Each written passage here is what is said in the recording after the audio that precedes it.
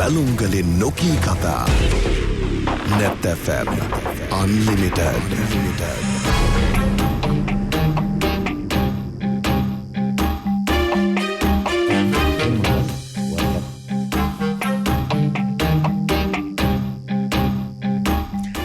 අයිබෝන් සුබ සන්ධ්‍යාවක් සුපුරුදු බදාදා Net FM Unlimited දේශපාලන සංවාදය අපි ආරම්භ කරන්න සූදානම් වෙන්නේ සුපුරුදු ආකාරයෙන් Net FM ඔස්සේ Unlimited අහන්න වගේම Facebook ඔස්සේ අපිව බලන්න Unlimited බලන්නත් අපි ඔබට ආරාධනා කරනවා මේ දිනවල අපේ ක්ෂේත්‍ර කීපයක් ඔස්සේ අවධානය යනවා විශේෂයෙන්ම අපි බදාදා දේශපාලනය කතා කරන දවස වුණත් දේශපාලනඥයන්ගේ මැදිහත් වීමෙන් පාලක කණ්ඩායම් වල එම නැත්නම් අපේ රටේ අනාගතය වෙනුවෙන් පාලම තනන කණ්ඩායම එක්කාසු කරගෙන අපි කොහොමද රට නැගිටින්න පරිවර්තනයක් සඳහා යන්න කටයුතු කරන්න කියලා අපි හිතනවා. විශේෂයෙන්ම වර්තමාන පරම්පරාව අනාගතය වේගයෙන් සූදානම් වෙද්දී අනාගත පරම්පරාව ඒ සඳහා සූදානම් කරන්නේ කොහොමද කියලාත් කතා කරනවා. හැබැයි මේ වැසනයක් අභිමුව එහි බලපෑම තවමත් තියාගෙන ඉන්න ආරක්ෂා වෙමින් නැවත නැගිටින්න අපි උත්සාහ කරන කාලයක්. කොමුණත් පහුගිය දිනවල අපි විවිධ ක්‍රියාකාරකම් වලින් මේ කොවිඩ් වසංගතය පාලනයකට ලක් කරන්න කටයුතු කළා. ඒ වෙනුවෙන් ක්‍රියාදාමයන් ගත්තා. ඒ යම් ආකාරයකින් අපි පාලනය කළා. හැබැයි මේ හරහා ආර්ථිකමය වශයෙන් බිඳ වැටීමකුත් තිබුණා. දැන් ඒක කොහොමද අපි ආයෙත් යාවත් කාලීන කරන්නේ යථාවත් කරන්න කියලා අපි සාකච්ඡා වෙනවා. ඒ අතරේ අධ්‍යාපනය දරුවා ආයමත් පාසලට ගෙන ගන්නේ කොහොමද? ඔහුට මගහැරුණු ඔහුට ඇයට මගහැරුණු පාඩම් ආයමත් ආවරණය කරන්නේ කොහොමද? විභාගවලට ඔවුන්ව ඉලක්කගත කරන්නේ කොහොමද? මෙවැනි කාරණාත් තිබෙනවා. අධ්‍යාපනය මූලික කරගනිමින් මම හිතන්නේ අපේ රටේ දැනුම්වත් පරපුර වගේම ජව සම්පන්න තාරුණ්‍ය බහරව ඉන්න ඇමතිතුමාට ආරාධනා කළේ අද අපේ අන්ලිමිටඩ් වැඩසටහනට අධ්‍යාපන ක්‍රීඩා හා තරුණ කටයුතු ඇමතිතුමා ඩලස් අලහප්පෙරුම ඇමතිතුමා ආයිබෝන් කියලා බොහොම කැමැත්තෙන් ඔබතුමා වැඩසටහනට පිළිගන්නවා ඇමතිතුමා. ආයිබෝන් මනෝජ් ඒ වගේම පිට එක්ක එකතු වෙන සියලුම ශ්‍රාවකයන්ට මේ සුබ සන්ධ්‍යාවක් ප්‍රාර්ථනා කරනවා. ගොඩක් දෙනෙක් අහන්නේ පාසල් පටන් ගන්නේ කවදද කියලා. දරුවා පාසල් යවන්න ඕන. ඇත්තටම දෙමව්පියෝ ලොකු තරඟයකනේ ඉන්නේ. අවසානයේ හොඳ අධ්‍යාපනයක් දුන්නොත් තමයි දරුවට හොඳ අනාගතයක් හදන්න පුළුවන් කියන දැඩි විශ්වාසයක ඉන්නවා. හැබැයි ඒක හේමමද කියලා ප්‍රශ්න නැගෙන තැනුත් තියෙනවා. අපි ඒවත් කතා කරමු. කොහොමුණත් ආරක්ෂාව සෞඛ්‍ය පැත්තක දාලා අවදානමක් දීලා දරුවා පාසලට යවන්න බැරි බවක් දන්නවා. හැබැයි ක්‍රමයෙන් රට ගොඩ නැගෙමින් ඉන්නවා. ආයිමත් සුපුරුදු පරිදි මේ පීල්ලට වැටෙමින් ඉන්නවා. ඒ අතරේ ප්‍රශ්නයක් පාසල් පටන් ගන්නේ කවදද? ඒක යොමු කරන්න තියෙන වැදගත්ම කෙනා ඔබතුමා විශේෂ ඇමතිතුමා. මම හිතන්නේ මේ ප්‍රශ්නේ තමයි වර්ෂයේ බරපතලම ප්‍රශ්නේ. දැන් මනෝජ් මේ ප්‍රශ්නේ මගෙන් අහන දවස හරියටම මාස 4කට පස්සේ කොරියාවේ පාසල් වලට දරුවන් විවෘත කරපු දවස. හැබැයි ඒක උසස් පෙළට විතරයි. මාස 4කට පස්සේ කොරියාවේ. මේ වගේම අද දවසේ ඔබ සමහරට දකින්න ඇති ලන්ඩන් මහා බ්‍රිතාන්‍යයේ මේ පුංචි දරුවෝ කියන ප්‍රයිමරි ස්කූල්ස් වලට දරුවෝ ගන්නවා කියලා විශාල උද්ඝෝෂණ. ඉතින් එවැනි පසුබිමක තමයි මනෝජ් මගෙන් මේ ප්‍රශ්නේ අහන්නේ. අපි හරියටම පාසල් නිවාඩු කාලය ආරම්භ වෙන්නේ මාර්තු මාසේ 13 වෙනිදා. ඒ අතරේ මැදින් තිබුණා මේ අවුරුදු නිවාඩුව. කෙසේ වෙතත් මේ ප්‍රශ්නේ ඔබ මගෙන් අහන්නේ මැයි මාසේ 19 වෙනිදා. දැන් හරියටම දරුවෝ මාස 2යි දවස් 6ක් නිවසේ. දුර පුතාලා. එතකොට අපි මට මෙන්න මෙහෙමයි මේකට උත්තර දෙන්න පුළුවන් වෙන්නේ මනෝජ්. ඔබ තෘප්තිමත් වේද මම දන්නේ නැහැ. මේක මේ COVID-19 මේ මාරාන්තික වෛරසයට එරෙහි සටනේ ඊටම සංවේදීම කාරණේ මේක. දරුවා පාසලට නැවත ගේනවා කියලා කියන එක. right? ඒතර අපි මේ COVID මාරයාට එරෙහි සටන ආරම්භ කරන්නේ පාසල් වහලා. මුලින්ම අපිට දැනුනේ ඉස්කෝලේ වහපු හින්දා. ආරම්භක පියවර පාසල් වහලා දරුවෝ සුරක්ෂිතව ආරක්ෂිතව නිවසේ තිබ්බා අපි. පළවෙනි පියවර. මට දැන් කියන්න පුළුවන් මනෝජ් අපේ මේ සටනේ අවසාන පියවර තමයි දරුවෝ නැවත පාසලට ගේන එක. හරි? ඒ කියන්නේ අපි පාසල විවෘත කරන්නේ කවද්ද? ඒ කියන්නේ එදාට මේ රටට සංඥාවක් ලැබෙනවා දැන් අපි සුරක්ෂිතයි කියලා. දැන් අපේ දරුවෝ සුරක්ෂිතයි කියලා කියන සංඥාව ලැබෙනවා. ඒ නිසා පළමු පියවර පාසල වැහීම අවසන් පාසල වැහීම අවසන් පියවර පාසල ඇරීම. ඒ කියන්නේ කලබල වෙන්නේ නැහැ. කිසිම කලබලයක් නැහැ. දරුවන්ට වඩාත් සුරක්ෂිතම පැයේ මම එහෙම කියන්නම්. වඩාත් සුරක්ෂිතම පැයේ අපි දරුවෝ ඉස්කෝලේට ගේනවා. ඒක ගේන්නේ තමයි පියවර කීපයකට. ඔව්. ඒ කියන්නේ ඡන්දේ තියෙන උනන්දුව පාසලට දරුවෝ ගේන්න තියන්න බෑ මේ වෙලාවේ. කිසිසේත්ම සංසන්දනය කරන්න හිතන්නවත් හොඳ නැහැ. හිතන්නත් හොඳ නැහැ. ඔව්. දැන් ඊට පස්සේ මේ පියවරක් ඉස්සරහට මේ પરම්පරාව අරගෙන යන්නේ කොහොමද කියලා. ළමයි ගෙදර මේ වෙලාවේ නිකන් නෑ. අපි දැක්කා අධ්‍යාපන අමාත්‍යාංශය පැත්තෙන් මග පෙන්වීම් තිබුණා, දිරිදීම් තිබුණා, දිරිගැන්වීම් තිබුණා. හිතලා තමන් පාසල් මට්ටමින් කරපු වැඩපිළිවෙල තිබුණා. සමහර ඉස්කෝල බ්ලොග්ස් හදාගෙන, සමහර ඉස්කෝල වෙබ්සයිට් හදාගෙන, සමහර ඉස්කෝල WhatsApp group හදාගෙන මොකක් හරි ක්‍රමයකින් නිකන් ගෙදර ඉන්නවා වෙනුවට දරුවාට පැවරුමක් හරි දෙන්න උත්සාහ කළා. මේ මං කියන්නේ සමාජ දුරස්ථ භාවය කියන එක හරියද දන්නේ නැහැ. සමාජ දුරස්ථ භාවයේ අඩුම රටක් අපේ රට බොහොම කිට්ටුවෙන් මේ ශරීර අතර උණුසුම බෙදා ගන්න හැමතිස්සෙම උත්සාහ කරන ජාතියක් ශ්‍රී ලාංකේය ජාතිය. හැබැයි ගෙදරට වෙලා හිටියට ඔවුන්ට දැනුම දෙන්න ගුරුවරු විදුහල්පතිවරු කැප වෙලා වැඩ කරා. මේක ටිකක් ඉදිරිගාමී පියවරක් විදිහට දකින්නවා.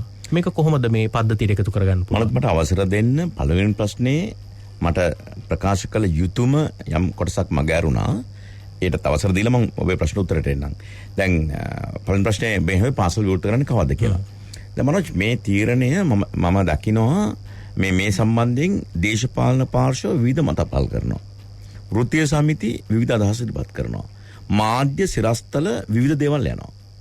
ආණ්ඩුවේම මාධ්‍යක මම දැක්කා උසස් පෙළ විභාගය මේ මොනවාද අවලංගු විහාරේ මොන හරි හෙඩින් එකක් යනක වෙලාවක. දැන් මේ මාතෘකාව මම නැවත කියන්නේ හරිම සංවේදීනේ.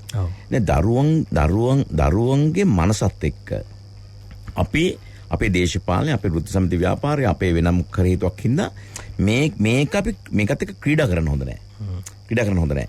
දැන් මම මේක කියන්නේම දැන් ඔබට මතක ඇති අපි පාසල් නිවාඩුව ආරම්භ කරන්නේ පළවෙනි ශ්‍රී ලාංකීය කොවිඩ් ආසාදිතයා ශ්‍රී ලංකාව තුල මුණ ගැහිලා පැය 48කට පස්සේ 72 වෙනි පැය එනකට අපි පාසල් ටික වැහුවා. අපිට ආපු තොරතුරුත් එක්ක පදනම් කළා. ඒ තොරතුරු සමාජගත වුණේ නැහැ ඒ වෙනකට. අපේ තොරතුරු තිබුණා. එතකොට ඇතැම් දේශපාලකයෝ, ඇතැම් වෘත්තීය සමිති ජනමාධ්‍යට ඇවිල්ලා කොයිතරම් මට අපහාස කරාද? මට එක කිසි ලෙසක මම අපහාසයක් විතර ගණන් ගන්නේ නැහැ. මම බොහොම සහෘද මනසින් මම ඒක බාර ගන්න කෙනෙක්. මාත් පත්‍රකාරයෙක්නේ. හැබැයි කොච්චර අපහාස කරාද? කිව්වේ මොකක්ද? කිව්වේ මේ වෘත්ති සමිති මොකද ගුරු වෘත්ති සමිති වර්ජනයක් තියෙනවා 16 වෙනිදා. ඒකෙන් පැනලා යන ඩලස් ස්කෝල් වැහුවා කිව්වා. ඔහොම අගෞරව කරානේ. අපහාස කරානේ මේ නොතේරෙන කමනේ. ඉතින් එක පැත්තකින් මම හිතනවා මේ රටේ වෘත්ති සමිති ව්‍යාපාරේ නායක වෙන්න ඕන මේ වගේ නොමේරු මිනිස්සුද? මේ වගේ ලදරු මනස් සහිත මිනිස්සුද කියලා හිතනවා. මේ අපේ රටේ දේශපාලනය කරන්නට ඕන මෙවැනි දේශපාලන නොමේරු චරිතද කියලා එකක් වෙන එක වෙනම කාරණාවක්. හැබැයි ඒ තීන්දුව නොගන්න මනෝජ්. මට මේ මොහොතේ රටට කියන්න ඕන පණිවිඩය ඒක.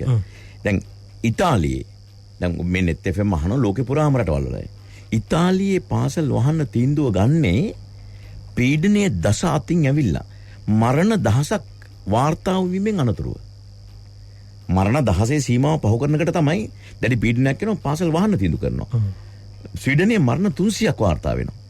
ඕස්ට්‍රේලියාවේ ආසාදිතයින් සංඛ්‍යාව 1500 පහු කරනකට තමයි ඕස්ට්‍රේලියාව ආණ්ඩුව තීන්දුව කරන්නේ පාසල් ටික වහන්න. හැබැයි අපි ගෝඨාභය රාජපක්ෂ ජනාධිපතිතුමා අපේ ආණ්ඩුවක් විතර අධ්‍යාපන අමාත්‍යාංශය අපි තීරණය කරන්නේ පළවෙනි පැයේ පාසල් ටික වහන්න. දරුවෝ වාහකයක් නොකරගත යුතුයි කියලා කියන විශ්වාස තුල ඉඳගෙන. දැන් මොහොතකට හිතන්න අපිත් මේක ඉතාලිය වගේ වුණා නම් ඒ තීන්දුව නොගෙන හිටියනම් අර කියන මතවාදයන්ට ගොදුරු වෙලා බය වෙලා හරි එහෙම හිටියනම් අද අපේ රටේ තත්ත්වය කෙබඳුද? මේ නාවික හමුදාවේ සෙබළුන් 6-7 දෙනෙක් මේ රෝගකාරකයන් බවට පත් වීම නිසා මේ වෙනකොට දහස් සීමා ඉක්මලා ගිහලා තියෙනවනේ. හිතන්න දරුවන්ට මේක වුණා නම් දරුවන්ට ජීවිත අනතුරක් වෙන එකක් නැහැ. එහෙම නෙමෙයි මේ වෛරසය හැසිරෙන විදියට. හැබැයි ඔවුන් වාහකයක් වෙනවා. කොළඹ ප්‍රධාන පෙළේ පාසලක දරුවෙක්ට මේක හැදුනා. හැබැයි අපි ඊතර වාසනාවට අර ගමේ භාෂෙන් කෝ අපි කියන්නේ දෙයියන්ගේ බුදුන්ගේ පිටින් කියලා. පිටින් පාසල් වහලා තිබුණා. නිකමට හිතන්න. ඒ මොනවා නම් අද මේ සංඛ්‍යාව එන්නේ මේ අංක 3න් නෙමෙයි. අංක 4න් නෙමෙයි. අංක 4න් නෙමෙයි ලංකාවේ නම් මේ සංඛ්‍යාව මතුවලා තියෙන්නේ. එනිසා දැන් මට ඕන මේක නැවත කියන්න. දැන් අපි මේ අපිට මේ සම්බන්ධයෙන් තීන්දුව ගන්නකොට මේ මනෝජ් අවශ්‍යම වෙලාවේ අවශ්‍යම තීන්දුව අවශ්‍ය පැය ගන්නවා. ඒකට පසුබට වෙන්නේ නැහැ. ඒ නිසා පාසල් වහන අරින තීන්දුවත් ඒ විදියටම දරුවන්ට ආදරෙන් තමයි සිද්ධ වෙන්නේ. මට ඒක පළවෙනි ප්‍රශ්නේ මගේ අවසාන කොටස. දැන් ඔබමයින් අහන්නේ මේ தත්ත්වය කරණකටගෙන පාසල් පද්ධතිය ගුරුවරු මේ අපේ පාසල් පද්ධතිය ගුරුවරු විතරක් නෙමෙයි ටියුෂන් ගුරුවරු පවා අපි ඒ ගැන ගෞරවයෙන් කතා කරන්න ඕනේ. ඒක බෙදා හදා ගන්න ඕනේ නැහැ. මේ පිරිවෙන් වල මේයි මොනතරම් මේ නූතන තාක්ෂණය පාවිච්චි කළා. ඉන්ටර්නෙට් එක ආශ්‍රයෙන් එක ප්ලැට්ෆෝම්ස් ඩිජිටල් ප්ලැට්ෆෝම්ස් හදාගෙන මොනතරම් වෙසක් ගන්නවද? හැබැයි මේකෙන් මොකද්ද පේන්නේ? අපේ ගුරුවරු කොයිතරම් අවංකද? අපේ ගුරුවරු මොනතරම් ධෛර්ය සම්පන්නද? දරුවන්ට ආදරේද? දැන් මේ කොහේරි පත්තරයක සිරස්තලයක් යනවා විදුහල්පතිවරයෙක් ඒ පාසලේ මේ දැරියක් දූෂණය කළා. ඉතින් සමස්ත ගුරු සංහතිය මතම මුද්‍රාව තියෙනවා. එතකොට දැන් මේ තෙන්දී අපිට පේන්නේ එහෙම නෙවෙයිනේ. මම දන්න සමහර පාසල් තුන මම පාසල් නම් කරන්න කැමති නැහැ. මම දන්නවා මේ පැවරුම් හදලා ෆයිල් එක හදලා ඒ පාසලට යන දරුවෝ ඈත පළාත්වල මම මේ ඉන්න තැන් හොයලා එක කඩවල් නම් කරලා තියෙනවා. මෙන්න මේ පළාතවල ඉන්න අය ඇවිල්ලා දරුවගේ නම ගහපු ෆයිල් එක තියෙනවා. අහවල් කඩෙන් ගන්න. අහවල් මේ ස්ටෝර්ස් එකකින් ගන්න. අහවල් මේ ටෙලිෆෝන් මේ කොමියුනිකේෂන් සෙන්ටර් එකකින් ගන්න කියලා ඒව බෙදනවා. ඔන්ලයින් කියන්නේ වර්චුවල් ක්ලාසස් කරනවා. හරි?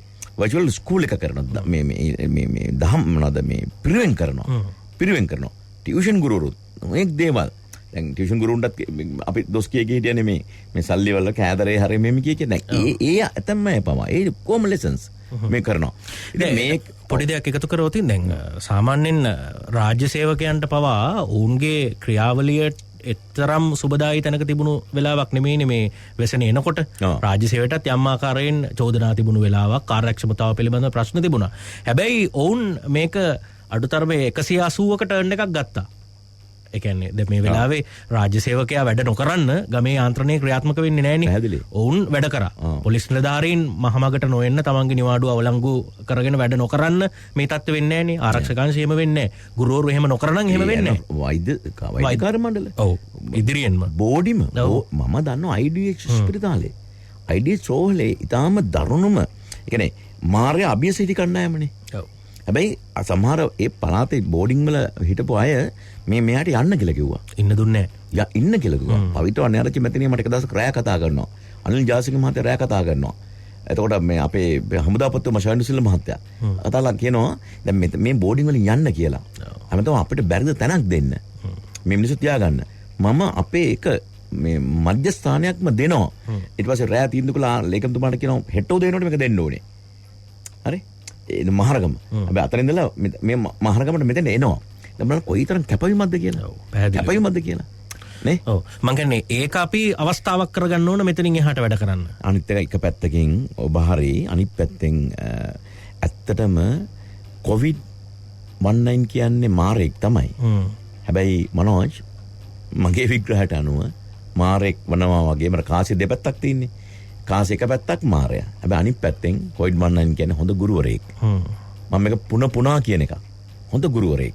මේ දීපු පාඩම් මේ පුද්ගලිකව ගත්තොත් මනෝජ්චමට පුද්ගලිකව ගත්තොත් අපේ පවුල් වලට අපේ සමාජයට ඔබේ ආයතනයට මගේ ආයතනයට රටට අවසන් වශයෙන් ගෝලීය වශයෙන් දීපු පාඩම් ටික අරන් බලන්න. නැවත මුළු ලෝකෙම හැරිලා බැලුවා. ඒ කියන්නේ මාර්තු 1 වෙනිදා තිබුණු ලෝකෙ නෙමෙයි මනෝජ් දැන් තියෙන්නේ. මාර්තු 10 වෙනිදානේ ලංකාවේ පළවෙනි රෝගියා හම්බෙන්නේ නේ. මාර්තු 10 තිබ්බ ලංකාව නෙමෙයි මනෝජ් දැන් තියෙන්නේ. දැන් තියෙන්නේ මේ වෙන ලංකාවක්. මාර්තු 10 රටේ මේ හිටපු ශ්‍රී ලාංකිකයෝ නෙමෙයි දැන් ඉන්නේ. වෙන ශ්‍රී ලාංකිකයෝ කණ්ඩායමක් ඉන්නේ. මම නොගැලපෙන ප්‍රශ්නයක් අහනවා. ඒ තක්සේරුවට තාම කල් වැඩිද? මේ වගේ ආශිර්වාද කරගන්න පුළුවන් අවස්ථා අපිට ඕන තරම් තිබුණා. දැන් ඔබ කියපු විදිහට COVID-19 කියලා කියන්නේ ගුරුවරයෙක්. හැබැයි තව අවුරුද්දක් ගිහිල්ලා පස්සට හැරිලා බැලුවොත් අපිට ඒ ගුරුවරයා අමතක වෙලා COVID-19 කියන්නේ මාරයෙක් කියලා විතරක් පේන්න ගත්තොත් ප්‍රශ්නයක්. මිනිස්සුන්ගේ වරද නෙමෙයි එතන තිබුණේ. ඔව්. පාලකයන්ගේ වගකීමක් තියෙනවා. පාලකයන්ගේ වගකීමක් තියෙනවා. කොහොමද දැන් මේ ලෝකේ මේ උදාහරණගත රටවල් තියෙන ඔබ කියන එක ඇත්ත. විවසනන් වලින් පස්සේ අපි කම්පාටපත් වෙලා අපි නිවැරදිනයි කියලා ඊට පස්සේ සාමාන්‍ය කරන වෙනවා නැවත පරණ තැනට යනවා මාස ගණන් පස්සේ. හැබැයි මේ මොහොතේ අපේ රටේ පාලක පන්තියට වග කියන්න ඕන. මමද ඇතුළුව. මම අනුන්ට ඇඟිලි දික් කරනවා විතරක් නෙමෙයි. මටම ඇඟිලි දික් කරමින්. රයිට්. එතකොට දැන් ලෝකෙ මේ හැම මේ මගේ දැන් හිතන්නක මොහොතකට දැන් වියට්නාමය ගන්න. වියට්නාමයද ආසියාවේ දිදුලන ආර්ථිකයක් තියෙන රට. අකණ්ඩව 6ට උඩ තැනක GDP එක තියාගෙන ඉන්නේ චීනය මේ සහ වියට්නාමය. හරි. එතකොට වියට්නාමේ නාපාම් බෝම්බ 30000 කෙළුව ඇමරිකන්ස්ලා. 30000ක් මොනතරම් ඝාතනය කරාද? අවුරුදු ගානක යුද්ධයක්.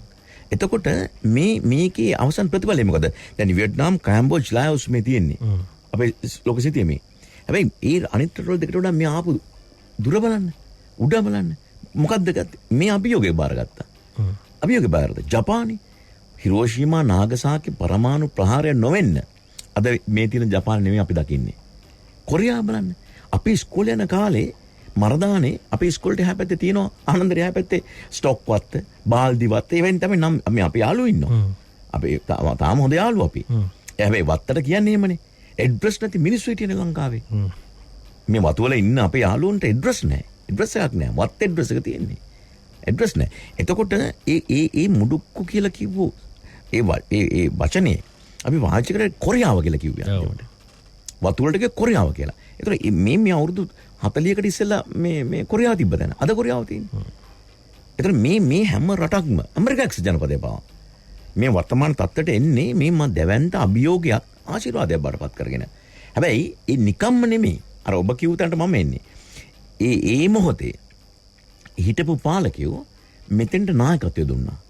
මඟ පෙන්නුවා. මම ඇත්තටම ආඩම්බරන මේ මොහොතේ අපේ රටේ නායකයා ගෝඨාභය රාජපක්ෂ ජනාධිපතිතුමා ඔහු එක පැත්තකින් දේශපාලකයෙක් නෙමෙයි. ඔහු එක පැත්තකින් රාජ්‍ය නිලධාරියෙක්. අනෙක් පැත්තෙන් ඔහු මේ ටෙක්නෝක්‍රාෆ්ට් කෙනෙක්. ඒ කියන්නේ මේ තාක්ෂණවේදියෙක්. ලංකාවේ රාජ්‍ය නායකයෙක් වෙච්ච පළවෙනි අදේශපාලනික චරිතය. අනිත් පැත්තෙන් දේශපාලඥයෙක් නොවන පළවෙනි රාජ්‍ය නායකයා. එතකොට ඔහු මේ රටේ අනාගතය ගැන මේ රටේ මිනිස්සු ගැන ඔහු බලන විදිය ඉතිහාසයේ අනිත් බැලීම් වලට වඩා වෙනස්.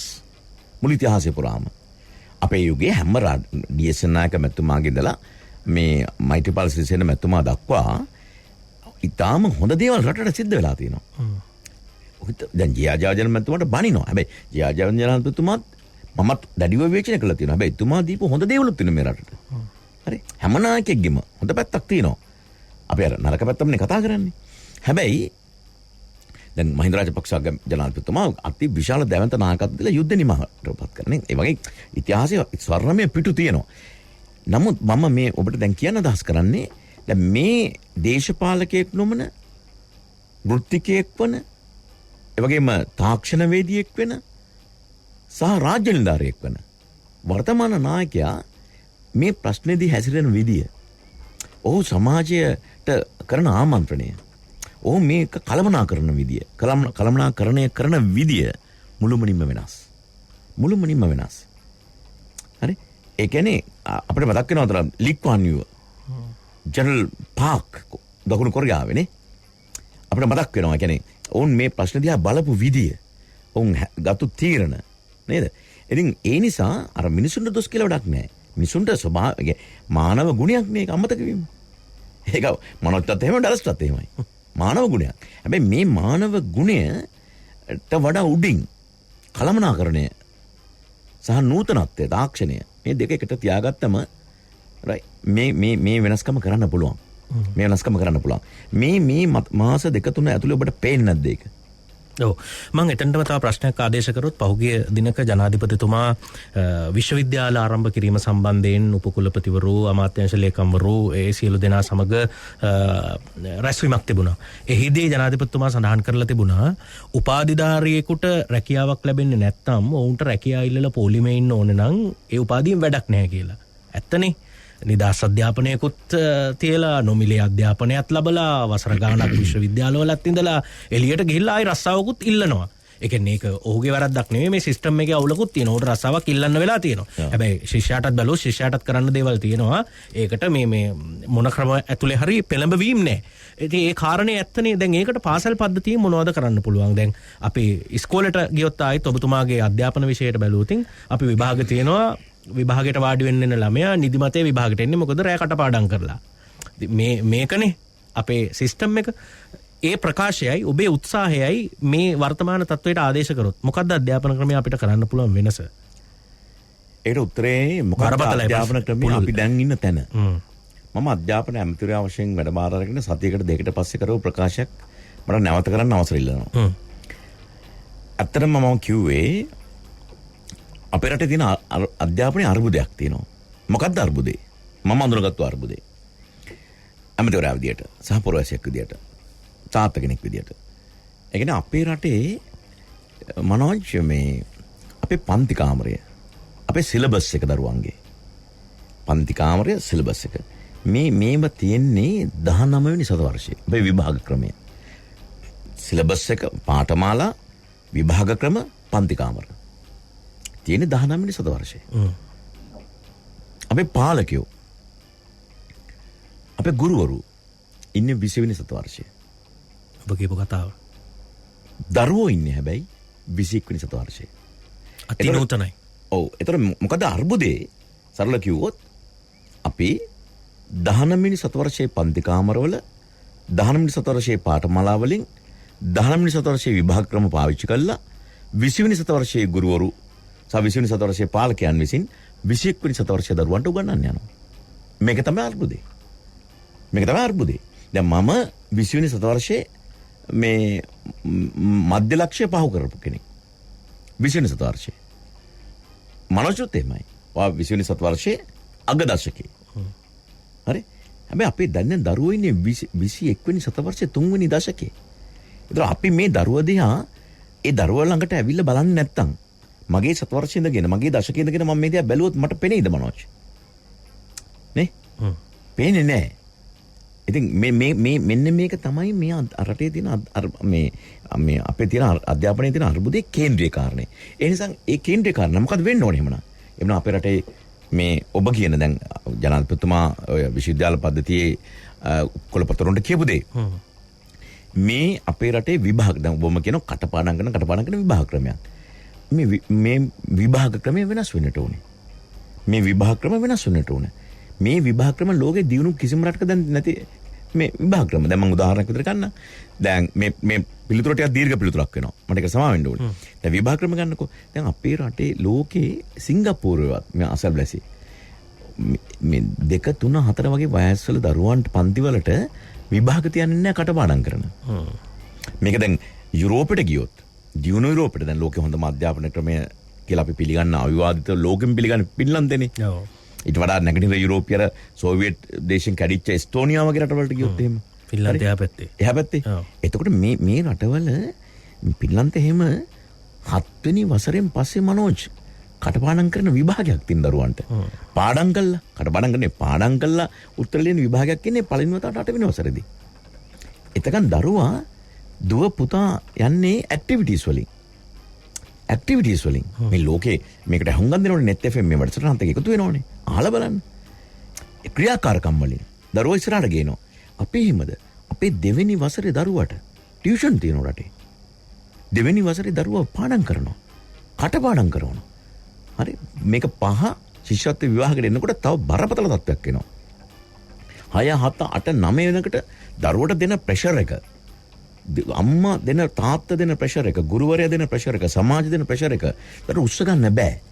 දැන් පිට රටවල දියුණු රටවල දරුවෝ කටපාඩම් කරන්නේ නැති සරල වැඩිපුර කාලයක් ගෙදර ඉන්න ක්‍රීඩා කරන බාහිර ක්‍රියාකාරකම් වල ඉන්නකොට අපේ දරුවන්ට මේ කොන්දරට පෙළේ රෝග එනවා. ඇයි? කිලෝ 8ක බෑග් එකක් ඉල්ලගෙන ඉස්කෝලේ යනවා. පුංචි දරුවෝ ස්මාර්ට් ලෝකේ කිලෝ 8ක බෑග් එකක් අරගෙන යනවා. ඒතර මේක වෙනස් වෙන්න ඕනේ නැද්ද? වෙනස් කළ යුතු නැද්ද? මේක වෙනස් වෙන්න ඕනේ. වෙනස් කරන්න ඕනේ. ඔව්. ඒ හැම එකකම ශිෂ්‍යත්ව විභාග. දැන් අතන මේ ශිෂ්‍යත්ව විභාගය කියලා කියනකින් දරුවෙක්ට තියෙන අවස්ථාව තමයි අර ඒ දරුවගේ ඉන්ටෙලිජන්ස් තේරුම් ගන්න එක. දරුවගේ මොනවද ස්කිල් එක තියෙන්නේ. ඒකට ඔකට කියන්නේ ඇබිලිටි ටෙස්ට් කියලා කියන්නේ. කියන්නේ ලෝකෙ දැන්.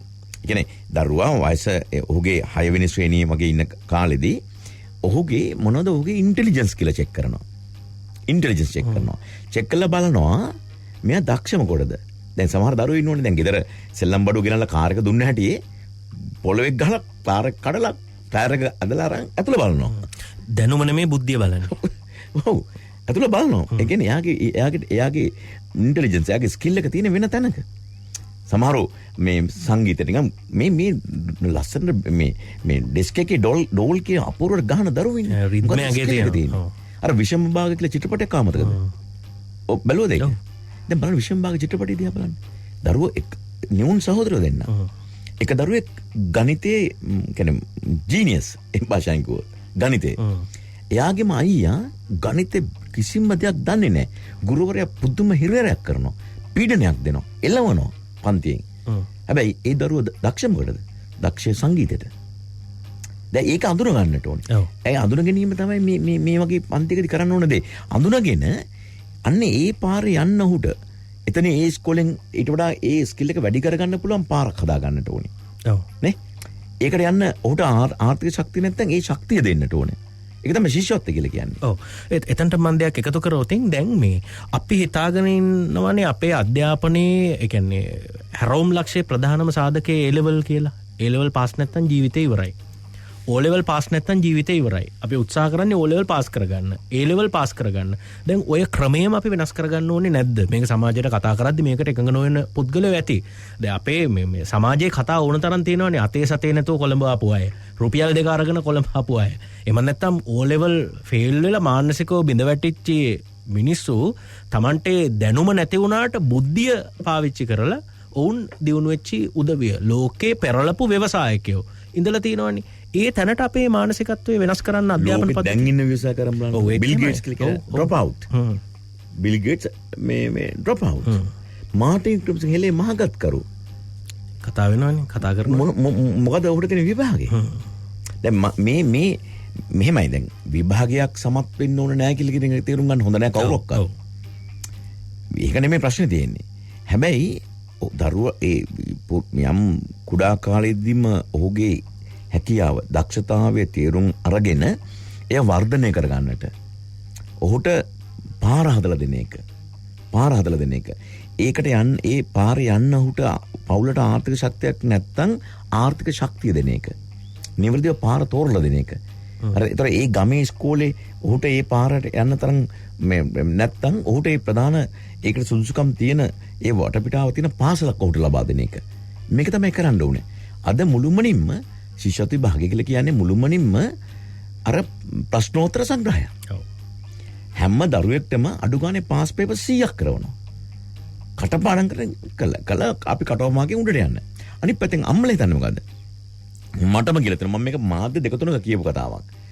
ඒක මගේ ඉතාලම හිත මිත්‍රයෙක්ගේ දේශපාලන මිත්‍රයෙක්ගේ ගෙදරට ගියාම දැන් අවුරුදු දෙක තුනකට ඉස්සෙල්ලා මේ කඹුරුපිටිය ආසනේ කිරඳ පූල්ලල්ලේදී මේ ගිහිල්ලා ගහුවම පුතා කොහොමද මේ නංගි කොහොමද මේ දරුවගේ ප්‍රතිඵල කිව්වම අනේ ෆේල්නේ.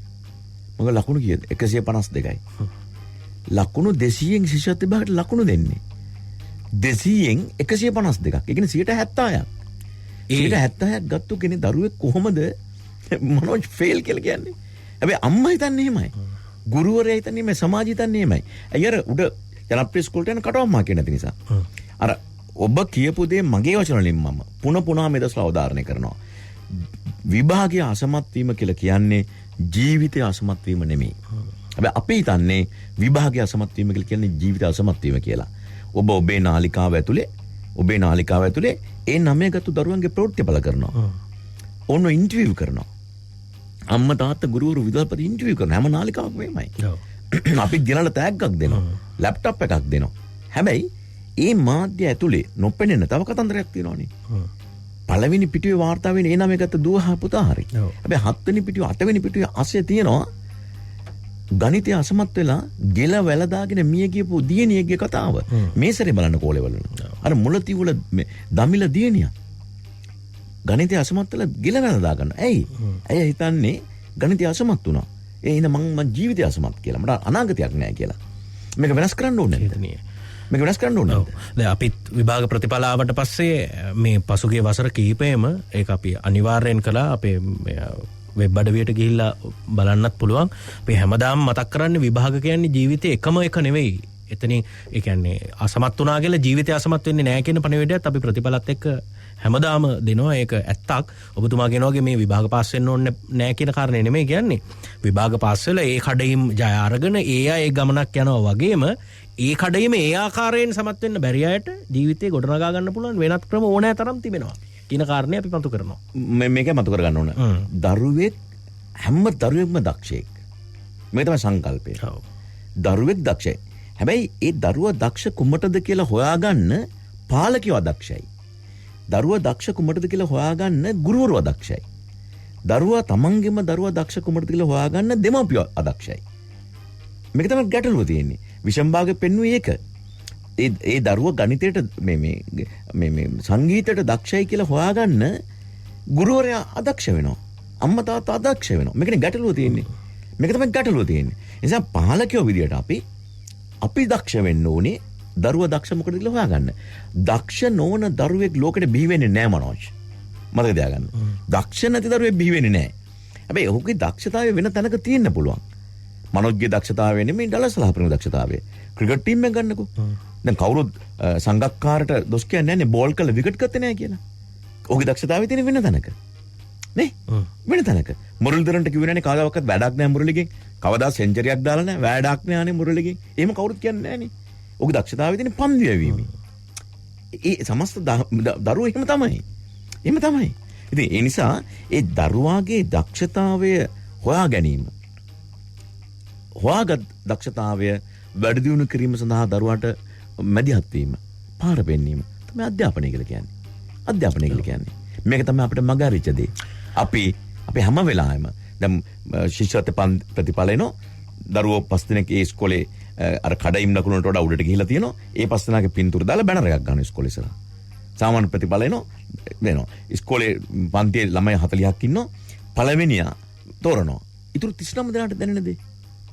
මම ඔබට එක අත්දැකීමක් දෙන්නම්. මම ඇමරිකාවේ අවුරුදු 2කමාරක් ජීවත් වුණානේ. මගේ දරුවෝ දෙන්නා මම යුනිවර්සිටි ඔෆ් අයෝවා එකේ ඉන්න කාලේ මගේ දරුවෝ දෙන්නා පබ්ලික් ස්කූල් එකක් මේ එක හිටියා ක්ලීව්ලන්ඩ් එලිමන්ටරි කියලා. සිඩර් රැපිඩ්ස් අයෝවා නගරේ. එතකොට මේ එතකොට එක්කෙනෙක් 2 වසරේ එක්කෙනෙක් ග්‍රේඩ් 2 එක්කෙනෙක් ග්‍රේඩ් 3. දැන් අපිට හැම පාඩමකට පස්සෙම ක්විස් එකක් දෙනවා. ඒ කියන්නේ පුංචි ප්‍රශ්න 10ක් දෙනවා. හරි? ප්‍රශ්න 10ක්. ඒ පාඩමෙන් පස්සටක් ගාලා දෙනවා. පොඩි ඒක ටික් කරන්න මොනවාරි තියෙන්නේ. පාඩම් කරන්න නෙමෙයි. මනෝජ් මේ එකක දිවත් මම ඔය දරුවන්ගේ පොත අරන් බලන්න ඕනේ. ටීචර්ස්ලා මාසෙට සැරයක් අපිත් එක්ක කතා කරනවා. කවුන්සලර් කෙනෙක් ගෙදෙට්ට එනවා.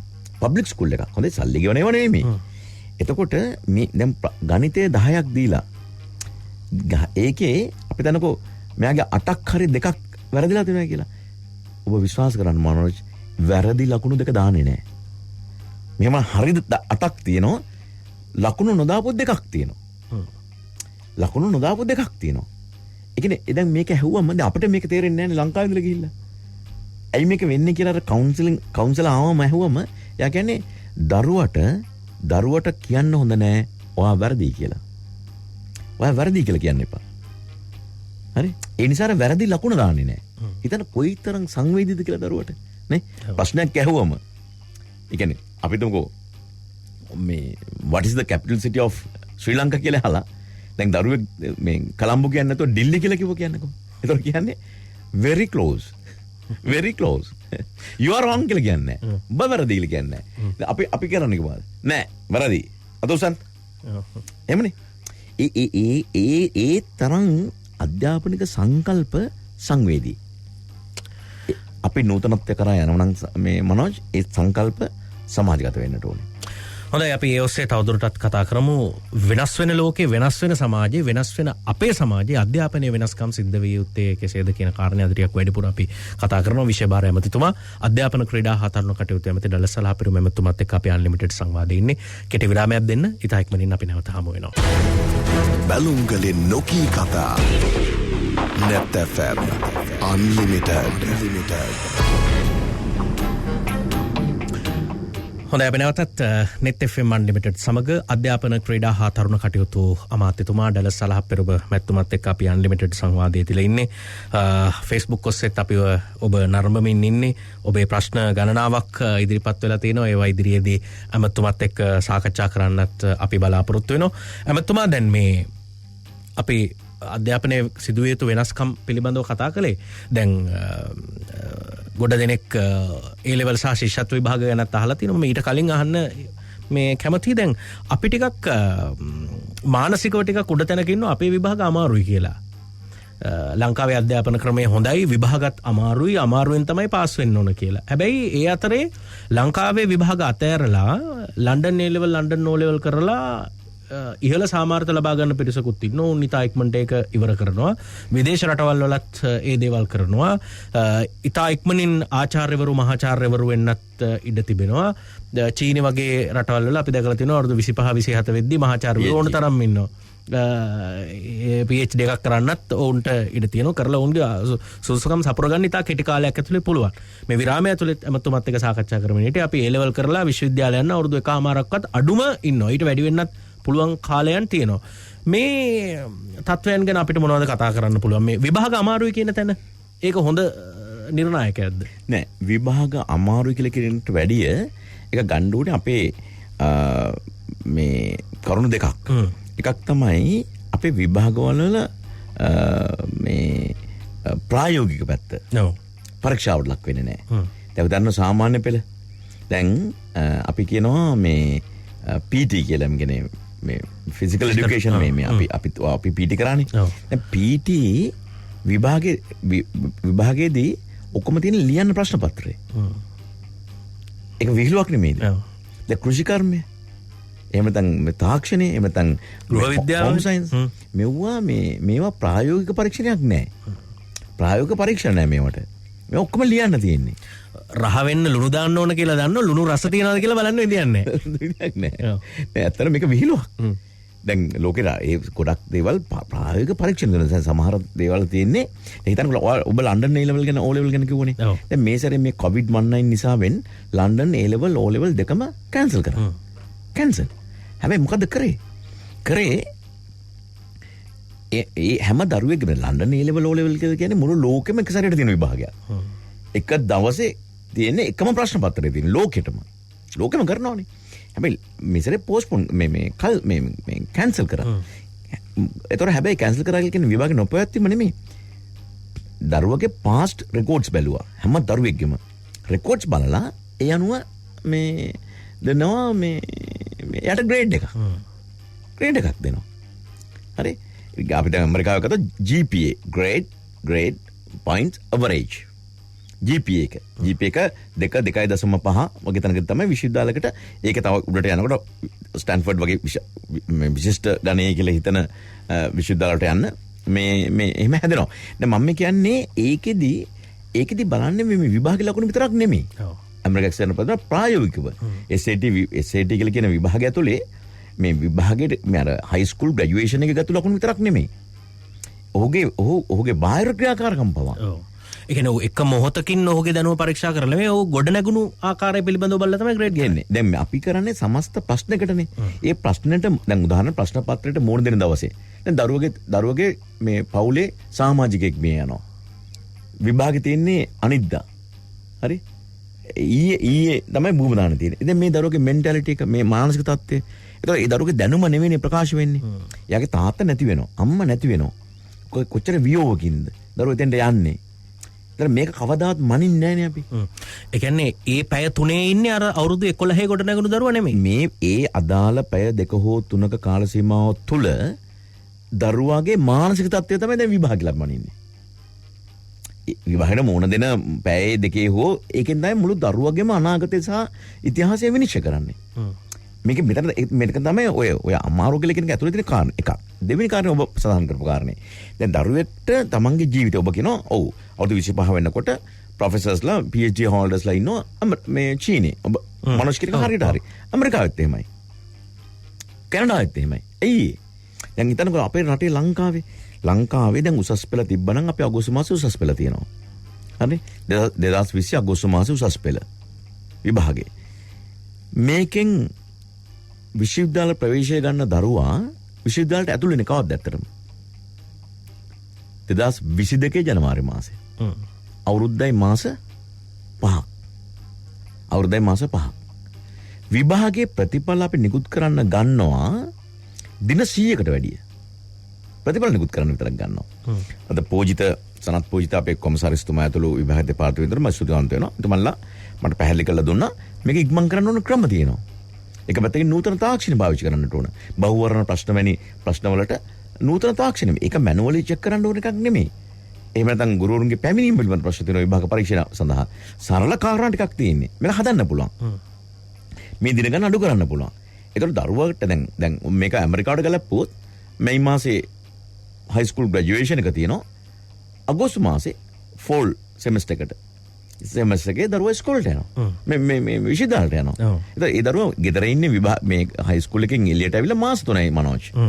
ඉතින් එතකොට එයා අවුරුදු 19 එයා 20ට ලං වෙනකොට එයාගේ පළවෙනි උපාධිය නිම කරලා ඉවරයි. ඔව්. ඊට පස්සේ එයා PhD එකට යනවා නම් අවුරුදු 25 ඔබ කියන විදිහට අවුරුදු 25 26 වෙනකොට PhD එක කම්ප්ලීට් කරලා ඉවරයි. ඒතකොට දැන් අපි O level වලදීත් එහෙමයි. O level අපි ලියනවා ඩිසෙම්බර් වල දරුවෝ A level classes පටන් ගන්නවා ජූනි ජුලයි සමහර සැප්තැම්බර් වල. මාස ගාණක් විතර ඉන්නවා අපි. ඔව්. දැන් මේ නිමල් ප්‍රබුද්ධ වන්‍යාරච්චි Facebook එකේ ලියලා තියෙනවා වාර විභාග ගැයීම් ක්‍රමය වෙනුවට සෙමෙස්ටර් ක්‍රමය නියම ව්‍යාපෘතියක් විදිහට ආරම්භ කරන්න බැරිද ළමයි තරංකාරී අධ්‍යාපනය මුදව ගන්න කියලා. ඇත්තටම දැනටම අපි කරානේ. අද අපි ගත්තු මම අධ්‍යාපන අමාත්‍යාංශයට එක තීන්දුවක් මොකද්ද? වාර විභාග 3ක් තියෙනවනේ දැනට. අපි නියම ව්‍යාපෘතියක් විදිහට. පළවෙනි වාර විභාගය අපි ඊට පස්සේ මේ රටේ පාසල් පද්ධතිය නැහැ. අපි අවශ්‍ය කරා. ඇයි අවශ්‍ය කරේ? දැන් පළවෙනි වාරයේ පටන් ගන්න ජනවාරි මාසේ. අවසන් වෙන්නේ අප්‍රේල් පළවෙනි සතියේ. ඒතර මේ පළවෙනි වාරය තමයි මනෝජ් මේක ඉතාම වැදගත්. කවුද මතු කරේ ප්‍රශ්නේ? ඔව්. කවුද මට කියන්න පුළුවන්? ඔව්. නිර්මාල් ප්‍රබුද්ධ වන්‍යාරච්චි. නිර්මාල්. දැන් නිර්මාල් මතු කරේ ප්‍රශ්නේ දැන් මේක අපි දැනට කරලා තියෙන නිර්මාල්. එතකොට ඒ කියන්නේ අපි මේ නියම ව්‍යාපෘතියක්. දැන් පළවෙනි වසරේ පළවෙනි වාර විභාගෙ නැවැත්තුවා. ඇයි නැවැත්තුවේ? ඒ කියන්නේ පළවෙනි වාරේ තමයි මේ මනෝජ් හැම ඉස්කෝලේකම නිවාස අන්තර තරඟ තියෙන්නේ. පළවෙනි වාරේ තමයි අධ්‍යයන චාරිකාව තියෙන්නේ. පළවෙනි වාරේ තමයි බාහිර ක්‍රියාකාරකම් තියෙන්නේ. පළවෙනි වාරේ තමයි බිග් මැච් තියෙන්නේ. හැබැයි ඔබ දන්නවා දැන් අම්මා දරුවට ස්පෝර්ට් මීටරේට එන්න දෙන්නේ නැහැ. විදුහල්පති ළඟ මෙච්චර ගැබ්බර වෙච්ච මේ ෆයිල් තියෙනවා. ගැබ්බර වෙච්ච ෆයිල් තියෙන හැම ප්‍රින්සිපල් කෙනෙක් ගාව. ක්ලාස් ටීචර් ගාව මොනවද තියෙන්නේ? ගෙදරින් ලියුම එනවා. මගේ දරුවා අහවල් රෝගයෙන් පීඩා විඳින බැවින් මේ අහවල් තරඟයට සහභාගී කර ගැනීමෙන් කාරුණික වළකන්න. අහවල් රෝගය මගේ දරුවාට තියෙනවා. ඒ නිසා අධ්‍යයන චාරිකාවට සහභාගී කිරීමෙන් කාරුණිකව වළකින්න. දරුවට එන්න දෙන්න. ඇයි එන්න දෙන්නේ නැත්තේ? මාර්තු මාසයේ අග තියෙන ටර්ම් ටෙස්ට් එකේ ලකුණු අඩු වෙයි කියලා. ඒ විභාග කේන්ද්‍රීයනේ, ශිෂ්‍ය කේන්ද්‍රීය නෙමෙයි මේක. ලකුණු අඩු වෙයි කියලා එන්න දෙන්නේ නැහැ මනෝජ්. දැන් අපි කරේ අපි පළවෙනි වාර විභාගය අයින් කරා. දැන් අපි දරුවන්ට ආරාධනා කරනවා. අපි අම්මට තාත්තට ආරාධනා කරනවා. අපි ගුරුවරුන්ට ආරාධනා කරනවා. දරුවට ඇති තරම් ඒ ළමා කාලයේ භුක්ති විඳින්න, විඳ ගන්න දෙන්න. සෙල්ලම් කරන්න දෙන්න. ඩයබටිස්, දියවැඩියා රෝගේ වේගයෙන් වර්ධනය වෙනවා අපේ පාසල් පද්ධතිය ඇතුලේ. ඇයි? දරුවට සෙල්ලම් කරන්න ඉඩ දෙන්නේ නැහැ. දැන් අපි මනෝජ්ගේ ළමා කාලේ මට වඩා අවුරුදු මනෝජ් ස්කෝලෙන් එන්නේ මොන අවුරුද්දේද එළියට එන්නේ? ඔව් 2004 විතර. 2004 විතරනේ. 2004 විතරනේ. දැන් එතකොට හිතන්නකෝ දැන් ඔබේ ළමා කාලය ඇතුළේ උනත් ඔබ කොච්චර ක්‍රීඩා කරාද? ඔබ කොච්චර ට්‍රිප්ස් ගියාදනේ? දැන් අපි ස්කෝලේ යන කාලේ නිවාඩුවට කොච්චර එළිය හයික් එකක් පාප යන සමහරලාට. ඒක විඳ ගන්න නෑනේ දැන්. ඒ නිසා අපි පළවෙනි වාරේ සම්පූර්ණයෙන්ම නිදහස් කරා. හැබැයි අම්මා තාත්තගේ වගකීම තමයි, ගුරුවරුන්ගේ වගකීම තමයි දරුවට මේ මුළු තරම් ක්‍රීඩාවලට සම්බන්ධ වෙන්න.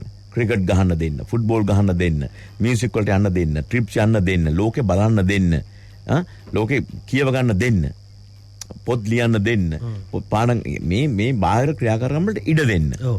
දැන් ඕවා එකින් එක වෙනස් වෙනවනේ අධ්‍යාපන ඇමතුමා ඩලසලප්පිරම ඇතුමා දැන් ජනකලාප්පිරම ලන්ඩනයේ ඉඳලා ලියනවා ජාතික ප්‍රතිපත්තියක් අවශ්‍යයි. ඒක අධ්‍යාපන ඇමති, රජය, දේශපාලනඥයන් පලියට වෙනස් වෙන්න එපා කියලා. ජාතික ප්‍රතිපත්තියක අවස්ථාවේ අපි කතා කළා. එක රාජ්‍යයකින් පාසල් වල සම්පත් වැඩි දියුණු කරන්න හදනවා. දැන් ඔබතුමා හොඳ ක්‍රියාමාර්ගයක් කරගත්තා. පළවෙනි වාරේ ප්‍රායෝගික ක්‍රියාකාරකම් වලට යොමු කරලා ටර්ම් ටෙස්ට් එකක් තියන්න හදනවා. ඒක නැවැත්තුවා. මේ යාවත් කාලින කිරීම කරනවනේ. හැබැයි මේව රජයෙන් රජයට වෙනස් වෙනවනේ. අපිට අධ්‍යාපනයේ ගත්තු නැමියාවන් ගත්තු හොඳ ක්‍රියාමාර්ග කියලා කතා කරනවට වෙනුවට අපිට දැන් කතා කරන්නලා තියෙන අර රජය ගත්තු මේ රජය ගත්තු 2005ට කලින් ගත්තු 5න් පස්සේ ගත්තු 15න් පස්සේ ගත්තු එහෙම කියලා. ඒක හරි අවාසනාවන්ත තත්ත්වයක්. මේක මනෝජ් අපේ දේශපාලන සංස්කෘතියේ තියෙන දුප්පත්කමනේ. අපේ රටේ ඕනෙම ප්‍රතිපත්තියක් ආණ්ඩුවෙන් ආණ්ඩුවට මාරු වෙනවා. ඔව්. ඒක අපිට ඉවසන්න පුළුවන්. හැබැයි ආණ්ඩුවෙන් ආණ්ඩුවට මාරු වෙන එක නෙමෙයි. එකම ආණ්ඩුවෙත් ඇමතිවරගෙන් ඇමතිවරට මාරු වෙනවා. ඉතා කේදනීයයි. මේක ඛේදවාචකයක්. ඔව්. දැන් අපි ඇත්තටම ගෝඨාභය රාජපක්ෂ ජනාධිපතිතුමාගේ මැතිවරණ ප්‍රකාශනය අරන් බලන්න. මැතිවරණ ප්‍රකාශනයේ සෞභාග්‍ය දැක්ම 20 වෙනි පිටුවේ ඉඳලා 27 වෙනි පිටුව දක්වා ඔහු ලියන්නේ මෙරට අධ්‍යාපනය ගැන. ඇත්තටම ජනතාව මගෙත් එක්ක කතා කරේ අපි මේ ප්‍රතිපත්ති ටික හදලා අපි ජනමත විචාරණයකට ඉදිරිපත් කරමු. මෙන්න මේ ප්‍රතිපත්ති ටික. මේ අපේ රටේ ජාතික අධ්‍යාපන ප්‍රතිපත්ති මෙන්න මෙව්වා. ජනමත විචාරණයකින් මේක අනුමත කරගත්තොත් ආණ්ඩුව කවුරු අධ්‍යාපන ඇමති වුණත් මේ එකක්වත් වෙනස් කරන්න බැරි වෙනවා.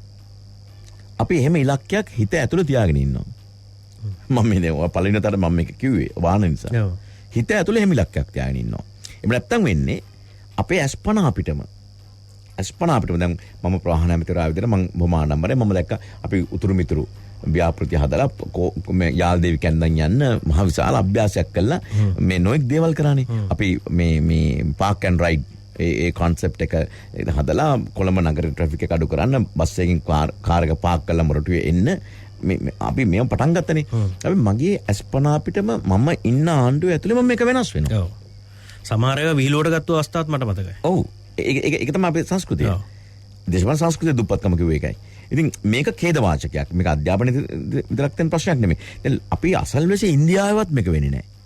ඉන්දියාවේ ජනතා පක්ෂයාවත් කොංග්‍රස් පක්ෂයාවත් මොනවා වුණත් අර ඇමරිකාවේ වගේ රිපබ්ලිකන් ඩෙමොක්‍රටික් පක්ෂ දෙක වෙනස් වුණා කියලා. එතන එංගලන්තේ ලේබර් සහ කන්සර්වටිව් පක්ෂ දෙක වෙනස් වුණායි කියලා ඒ ප්‍රධාන ප්‍රතිපත්තින් වල වෙනස්කම් සිද්ධ වෙන්නේ නැහනේ.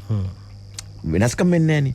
අපේ රටේ මේ දුප්පත් දේශපාලන සංස්කෘතිය මනාපය මත ඡන්දේ ජයග්‍රහණය කිරීම සඳහා ඕනෑම මේ අපචාරයක් කරන්න සූදානම් දේශපාලකව පිරිච්ච පසුබිමක් ඇතුලේ ඉතිහාසය පුරාම ওই කතන්දර තමයි වෙලා තියෙන්නේ. මම කියන්නේ මේක දැන් මේ සැරේ මැතිවරණ ව්‍යාපාරය ඇතුළේම මේ රාජ්‍ය නායකයා මැතිවරණ ව්‍යාපාරය වෙනස් කරානේ. උගේ ප්‍රතිවාදියා පොරොන්දු තොග ගානින් දෙද්දි කිසිදු පොරොන්දුවක් නොදී ඔහු වෙනත් ගමනක් යන්න පටන් ගත්තා. නේ? ප්‍රතිවාදියා ප්‍රතිවාදීන් මුළු පරිසරයම පෝස්ට් වලින් යටපත් කරන වෙලාවක ඔහු තීරණය කරනවා නෑ මම පෝස්ට් ගහන්නේ නැහැ කියලා. නේද? මම මේක ආඩම්බරෙන් කියන්නේ මොකද මගේ දේශපාලන ජීවිතේ මම 94න් පස්සේ පෝස්ට් එකක් ගහපු නැති කෙනෙක්. බැනර් එකක් දාපු පොලිතින් කෑල්ලක් මේ ගැට ගහපු කෙනෙක් නෙමෙයි.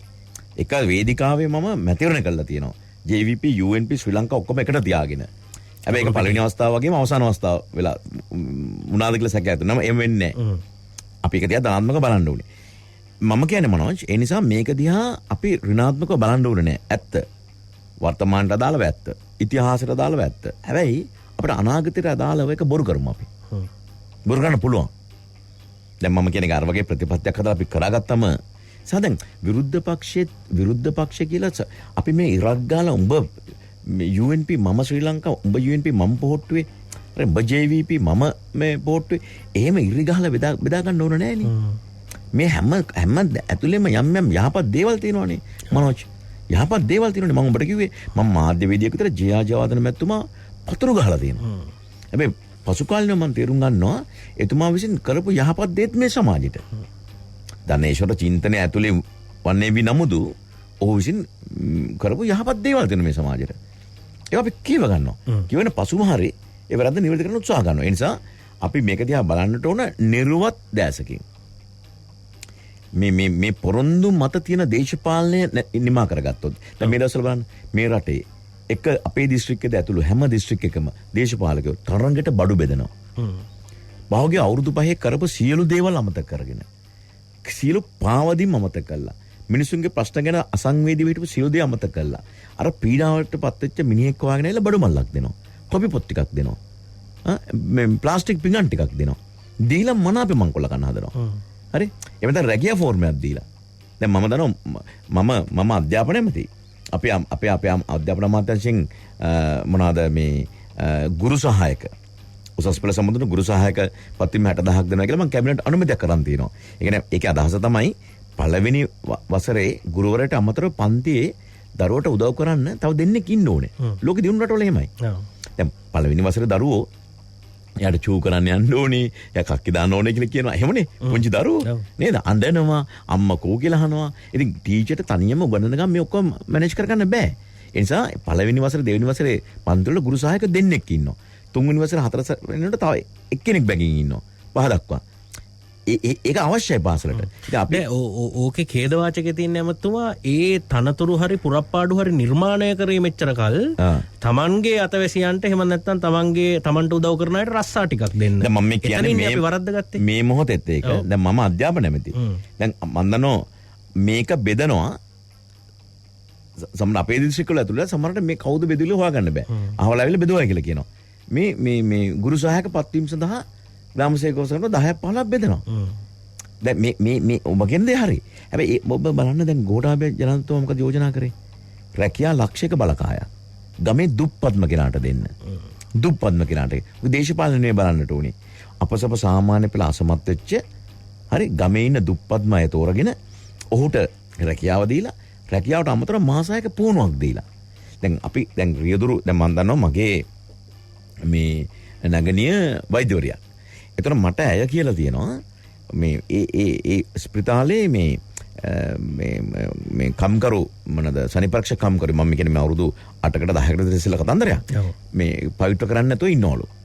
පස්සේ ගෙනලා කිව්වම මේ කරන්න නෑලු. පස්සේ ඩිරෙක්ටර්ට කියලා තියෙනවා හොස්පිටල් එකේ. ඩිරෙක්ටර් මෙයා ගෙන්නලා කියලා තියෙනවා මේ වා මෙහෙමයි මේ ක්ලීන් කරන්න නෑ. ඇයි මේ කියලා සර් ඒව කරන්නේ මම ආවේ. මම කවුද කියලා සර්ට දැනගන්න ඕන නම් කියලා නමක් කියලා එක් කොටස් දේශපාලඥයෙක්. ආණ්ඩ. මම අවශ්‍යකාරී සභාපති. මම ආවේ මේ කකුසෝතර නෙමෙයි කියලා. හරි? ඔක තමයි සංස්කෘතිය. දැන් ජානතුමා බලන යෝජනා කරේ මේ පුහුණුවක් එක්ක. මාසහයක හමුදාවේ මැදිහත් වීම මත ලබා දෙන පුහුණුව. හමුදා පුහුණුවක් නෙමෙයි. තමන් වෘත්තියට දාලා රියදුරෙක් නම් පුහුණුව. අපි එහෙමනේ ආපු ගමන් එයා කරන්නේ වාහනේ 10ක් විතර හප්පලා තමයි ට්‍රේන් එක ගන්නෙ. මේ අමතැසිය වාහනේ. දැන් බලන්න ඒක වෙනස් කරපු විදිය. දැන් එතකොට ඒ වෘත්තියට සුදුසෙක් එනවා පුහුණුවත සහිතව. දැන් මේවා මේ ඉතිහාසය අවුරුදු 15කට 20කට 30කට 40කට ඉස්සෙල්ලා පටන් ගත්තා නම් එහෙම නැත්නම් අවුරුදු මේ නිදහසින් පස්සේ මෙවැනි සංකල්ප ආවනම් මේ සමාජෙට මේ රෝගී සමාජය නෙමෙයි අපිට මුණ ගැහෙන්නේ මනෝජ්. රෝගී සමාජය නෙමෙයි මුණ ගැහෙන්නේ. නිසා මේ වෙනස්කම් මේ සමාජයේ මේ වෙලාවේ මතු වෙනවා. අපි ආරක්ෂා කරනවා. මම ඔබෙනුත් ඉල්ලන්නේ මාධ්‍ය ඇතුලේ මේවා ප්‍රොමෝට් වෙන්න ඕනේ. දැන් උදාහරණයක් විතර ගන්නකො දැන් ගුරුවරු මට හම්බ වෙනවා. දැන් මේ පාසලක් තියෙනවා මේ මහනුවර දිස්ත්‍රික්කේ. බලන්න රෑ 10 වෙනකම් උගන්වනවා. රෑ 10 වෙනකම් උගන්වනවා. ඉස්කෝලේ එකමාරට අරලා ගෙදර ගිහිල්ලා කෑම කාලා ඔක්කොම ආපහු හවස 5ට එනවා. ඇවිල්ලා ආපහු 10 මොනද ගණිතය, ඉංග්‍රීසි, විද්‍යාව, මඩුල්ල පාසල. දැන් පාසලේ දරියක් දූෂණය කරපු විදුහල්පති ගැන ප්‍රවෘත්තිය ලීඩ් සෝරික වුණාට මේ ප්‍රවෘත්තිය ඇවිල්ලා දෙනවද කවදාවත්? අපේ භාවිතය වැරද්දක් මම පෙන්නන්නේ. මේක එන්නේ නැහැ. මොනතරම් විශිෂ්ට ගුරුවරයෙක්ද? අර මාවතකම ඔබ දැක්කනේ ඉස්කෝලේ උදේ 5ට පටන් ගන්නෙ. පඩිදි අරගෙනද? ඕටි ඉල්ලලද? ඕටි ඉල්ලලද? මගේ දුරකථනකින් ගුරුවරයාට කතා කරා. ඒ මුළු ඉස්කෝලේම අහිංසක දුප්පත් ගමේ ඉස්කෝලයක්. සියලුම දරුවෝ ඉංග්‍රීසි භාෂාව කතා කරනවා. අර ගුරුවරයා උදේ 5ට දරුවෝ හුළු මේ ටෝච් එකක්වත් නැහැ. පන්දන් පොල් පිටි පොල් හුළු පත්තු කරන් ඉස්කෝලේට එන්නේ. ඉංග්‍රීසි උගන්වනවා. ස්වේච්ඡායෙන් ගුරුවරයා ඇවිල්ලා. ඔව්. නෑ මම කියන්නේ අපි මාධ්‍යයක් විදියට අපි ඒවට මැදිහත් වුණා. එතුමා දැන් බලංගොඩ මම මාසල දොස් කියනවා නෙමෙයි. නෑ මම කියන්නේ දේශපාලන සංස්කෘතිය දුර්ලභම කියලා මම ඔබට කිව්වේ. පැහැදිලි. ඔව් ඉතින් එහෙම අඩුපාඩු තියෙනවානේ. මම කියන්නේ ඒක අපි හදා ගන්න ඕනේ. ඒව ප්‍රොමෝට් වෙන්න ඕනේ. ඔව්. දැන් බලංගොඩ ප්‍රදේශයේ එහෙම ඉංග්‍රීසි භාෂාව උගන්වනවා පාසලේ උදේ පාන්දර 5ට ඇවිල්ලා උළුවතුපත්තු කරන් එන්නේ. අපි ගිහිල්ලා උන්ට අවශ්‍ය සම්පත් දීලා උන් එක කතා කරලා විදේශීය ඉංග්‍රීසි භාෂාව ඒ ඇක්සන්ට් එකත් එක්ක ඒ හුරුවත් එක්ක කතා කරලා ළමයි යොමු කරලා කතා කරවල එහෙම වැඩපිළිවෙලක් කරා. දැන් අපි මාධ්‍ය ඇතුලේ කතා කරනවා නායකයෝ අනාගතයට බිහි කරන්න ඕන කියලා. අපි යෝර් ලීඩර් කියලා වැඩසටහනක් හදාගෙන පාසල් වලට ගිහිල්ලා අනාගත නායකයෝ බිහි කරන්න අපි ප්‍රායෝගිකව මේ පාසල් භූමියේ ඉඳලා එහෙම සංවාදයක් ගොඩනගා ගන්නවා. අපි කිව්වාගේ මේ ප්‍රතිඵලාවට පස්සේ ඒ නවයගත්තු අය ප්‍රොමෝට් කරනවා වෙනුවට ඔව් ඒගොල්ලොත් හොඳයි ජීවිතේ ගොඩනගා ගන්නේ මෙහෙම අයත් ඉන්නවා. අපි ප්‍රායෝගික භාවිතයට අරන් තියෙනවා. මම කියන්නේ ඒක අපි හැමෝම එකතු වෙලා කරන්න ඕන වැඩක්. මම කියන්නේ අන්න ඒක සමාජ භාවිතාවේ වඩපත් වෙන්න ඕනේ. දැන් තාමර මෙන්ටල් මානසික තත්ත්වය තියෙන්නේ සමාජය විතර නෙමෙයිනේ.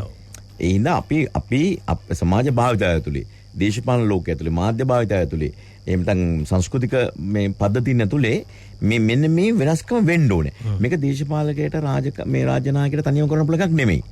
සමස්ත මේ වෙනසට අපි කවුරුත් කැප වෙන්නට ඕන. අලුතෙන් හිතන්න පටන් ගන්න ඕන. මම කියන්නේ මේක හොඳ ටර්නින් පොයින්ට් එකක් මනෝජ්.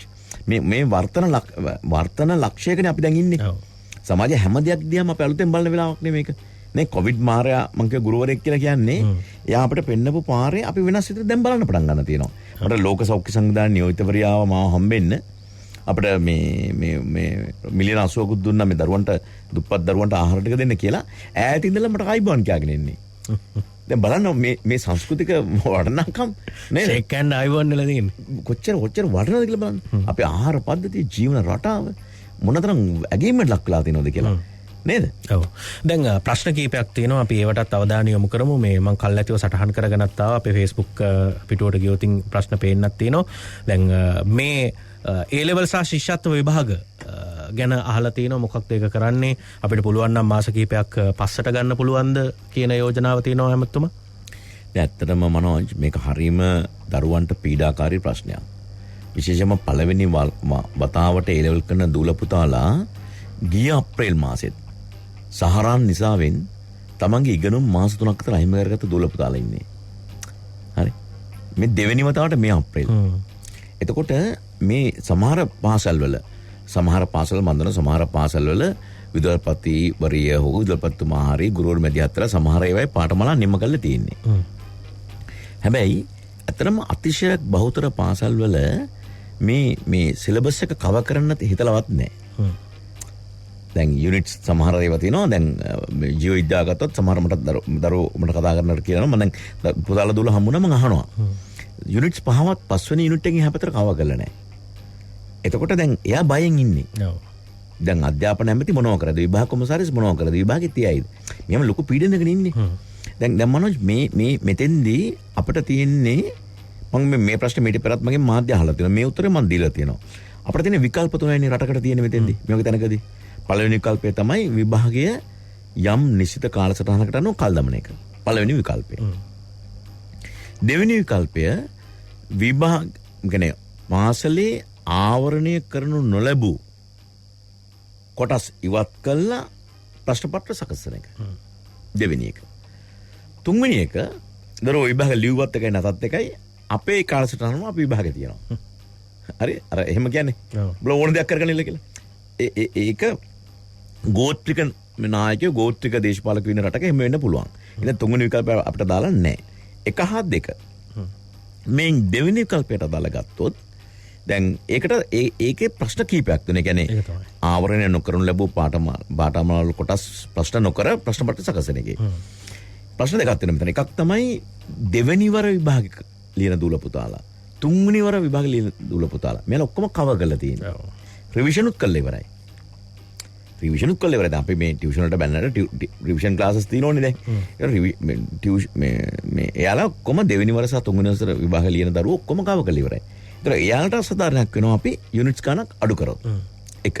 දෙක දැන් ඉන්න දරුවෝ අපිට කියනවා දැන් මේ යුනිට්ස් වල අවසාන යුනිට් එක දෙක තමයි ලේසි කියලා. ඒක අත්හැරියොත් අපිට ලකුණු ගන්න තියෙන හොඳ chance එකක් නැති වෙනවායි කියලා. ඒකත් ප්‍රශ්නයක්. ඒ නිසා දැන් මේ ප්‍රශ්න මේ පත්‍රයේ ආවරණය කරනු නොලැබූ කොටස් අයින් කරලා ප්‍රශ්න පත්‍රය හදනවා කියලා කියන එක ගැටලු සහගතයි. දෙවෙනි විකල්පය. දැන් පළවෙනි විකල්පය තියෙනවා. හැබැයි පළවෙනි අපි දැනට මේ මොහොත ඉක්මන් වෙන්න හොඳ නැහැ. මම හැම දුවෙක්ට පුතෙක්ටම කියන්නේ විභාගේ තියෙනවා කියලා හිතාගෙන මේ අත බුරුල් කරන්න එපා. දැන් මම අද කිව්වොත් විභාගේ අපි මාස දෙකකින් කල් දානවා කියලා මේ හෙට උදේ අත බුරුල් කරලා තියෙනවා. එහෙම කරන්න එපා පුතේ. එහෙම කරන්න එපා දුවේ. විභාගේ තියෙනවා කියලා සූදානම් වෙන්න. දැන් අපි මේ ඔන්ලයින් මේ e-learning මේ පටන් ගත්තේ මේවයින් දැන් සමහර මම දැක්ක ඇත්තම දේශපාලඥයෙක් කියනවා දැන් මේ කොම්පියුටර් තියෙන රටේ දවස් ළමයි කී දෙනාටද? එතුමාට හොඳින් මට සංඛ්‍යාලේඛන වලින් මම කියන්නම් හවුස් හෝල්ඩ්ස් කියන්නේ ගෙවල් වලින් ගත්තොත් 23කට විතරයි පරිගණකයක් තියෙන්නේ. ගෙවල් ගත්තොත් 82කට විතරයි ටෙලිවිෂන් එකක් තියෙන්නේ. රේඩියෝ එකක් නෙමෙයි කම්පියුටර් එක නෙමෙයි ටීවී එක නෙමෙයි රේඩියෝ එකක් වන්න නැති දරුවෝ ඉන්නවා අපේ රටේ. ඒ වගේම යම් ආබාධයන් සහිත දරුවෝ ආබාධයන් සහිත දරුවෝ කවුරු කතා කරන්නේ මොනතරම් අර්බුදයකද ඉන්නේ? ඒත් අපේ දරුවෝ නේ. එතකොට අපි දැන් මේ ගන්න තීන්දුව ඇතුලේ මේ කිසි කෙනෙක්ගේ අර ධෛර්ය මේ ගුණ කරගෙන ආපු මෙතෙක් කරාපු දෙක අතාරින්න හොඳ නැහැ. හැබැයි අපි අමතක කරන්න එපා. හරියටම මාර්තු 13 වෙනිදා අද වෙනකොට සහ අපි දන්නකො මැයි මාසේ 30 වෙනිදා වෙනකොට මේ මාසේ අන්තිම දවස් වෙනකොට පාසල් ඉගෙනුම් පැය 276ක් ඔවුන්ට අයින් වෙලා. පාසල් ඉගෙනුම් පැය 276ක් අයින් වෙලා. ඒතර මේක කොහෙන්ද කව කරන්නේ? ඒ නිසා මම මේ මොහොතේ දෙන පොරොන්දුව තමයි අපි ගන්න තීන්දුව ගැන ඔබ එක පීඩාකාරී සාධකයක් බවට පත් කරගන්න එපා. ඒ තීන්දුව නිසකවම ඉතා වගකීමෙන් මම කියන්නේ මෙරට දූල පුතාලා උසස් පෙළ කරන A level කරන හැම දුවෙක්ටම පුතෙක්ටම පීඩාව නොවන තීන්දුවක්. ආතතිය මතු නොවන තීන්දුවක්. මම මේක කියන්නේ තාත්තා කෙනෙක් විදියට. ඒක බාර ගන්න. දේශපාලඥයෙක් විදියට නෙමෙයි. තාත්තා කෙනෙක් විදියට කියන්නේ. ඒ නිසා ඔබ දූල පුතාලා විභාගයට සූදානම් වෙන්න. ඔබට කිසිදු ගැටලුවක් ඇති නොවන ආකාරයට අපි ඒක තීරණය කරන්න විභාග කොමසාරිස් දෙපාර්තමේන්තුව කොමසාරිස් ජෙනරල්තුමා ඇතුළු අධ්‍යාපන අමාත්‍යාංශය හැම දෙනාම මේක දිහා බලන්නේ ඊටාම ධනාත්මකව දරුවන්ගේ පැත්තෙන් බලන්නේ. ඒකට කලබල වෙන්න එපා. තිරිණි මාතරාරච්චි සහ තව කීප දෙනෙක් මේ ප්‍රශ්න යොමු කරලා තියෙන්නේ. තවත් ප්‍රශ්න දෙක තුනක් තියෙනවා. අපි ඊට ඉක්මනින් ඒවටත් පිළිතුරු විමසලාම අපි විරාමයට යමු. රැකියා විරහිත උපාධිධාරීන්ට රැකියා දීමේදී අර පහුගිය දිනවල තිබුණු වැඩසටහන ඇතැම් අය සෝදිසුකම් සපුරලා තියෙද්දිත් ඔවුන්ට ලිපි ලැබිලා නැහැ කියලා ප්‍රශ්න යොමු කරලා තියෙනවා. ඇත්ත. මෙහෙමයි. දැන් මේක මේ රටේ 2012 ඉඳලා උපාධාරීන්ට නිසි පත්වීමක් ලැබුණේ නැහැ.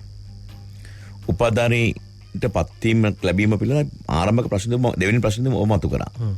ඒක අධ්‍යාපන ක්‍රමයේ තියෙන අඩුපාඩු ගැන මම ඒකට කාල නාස්ති කරන්නේ නැහැ. හැබැයි මේක සංඛ්‍යාවක් විදිහට ගත්තොත් එහෙම මේක මේ ගෝඨාභය රාජපක්ෂ ජනාධිපතිතුමාගේ මැතිවරණ ප්‍රකාශනයේ දීප පොරොන්දුවක්.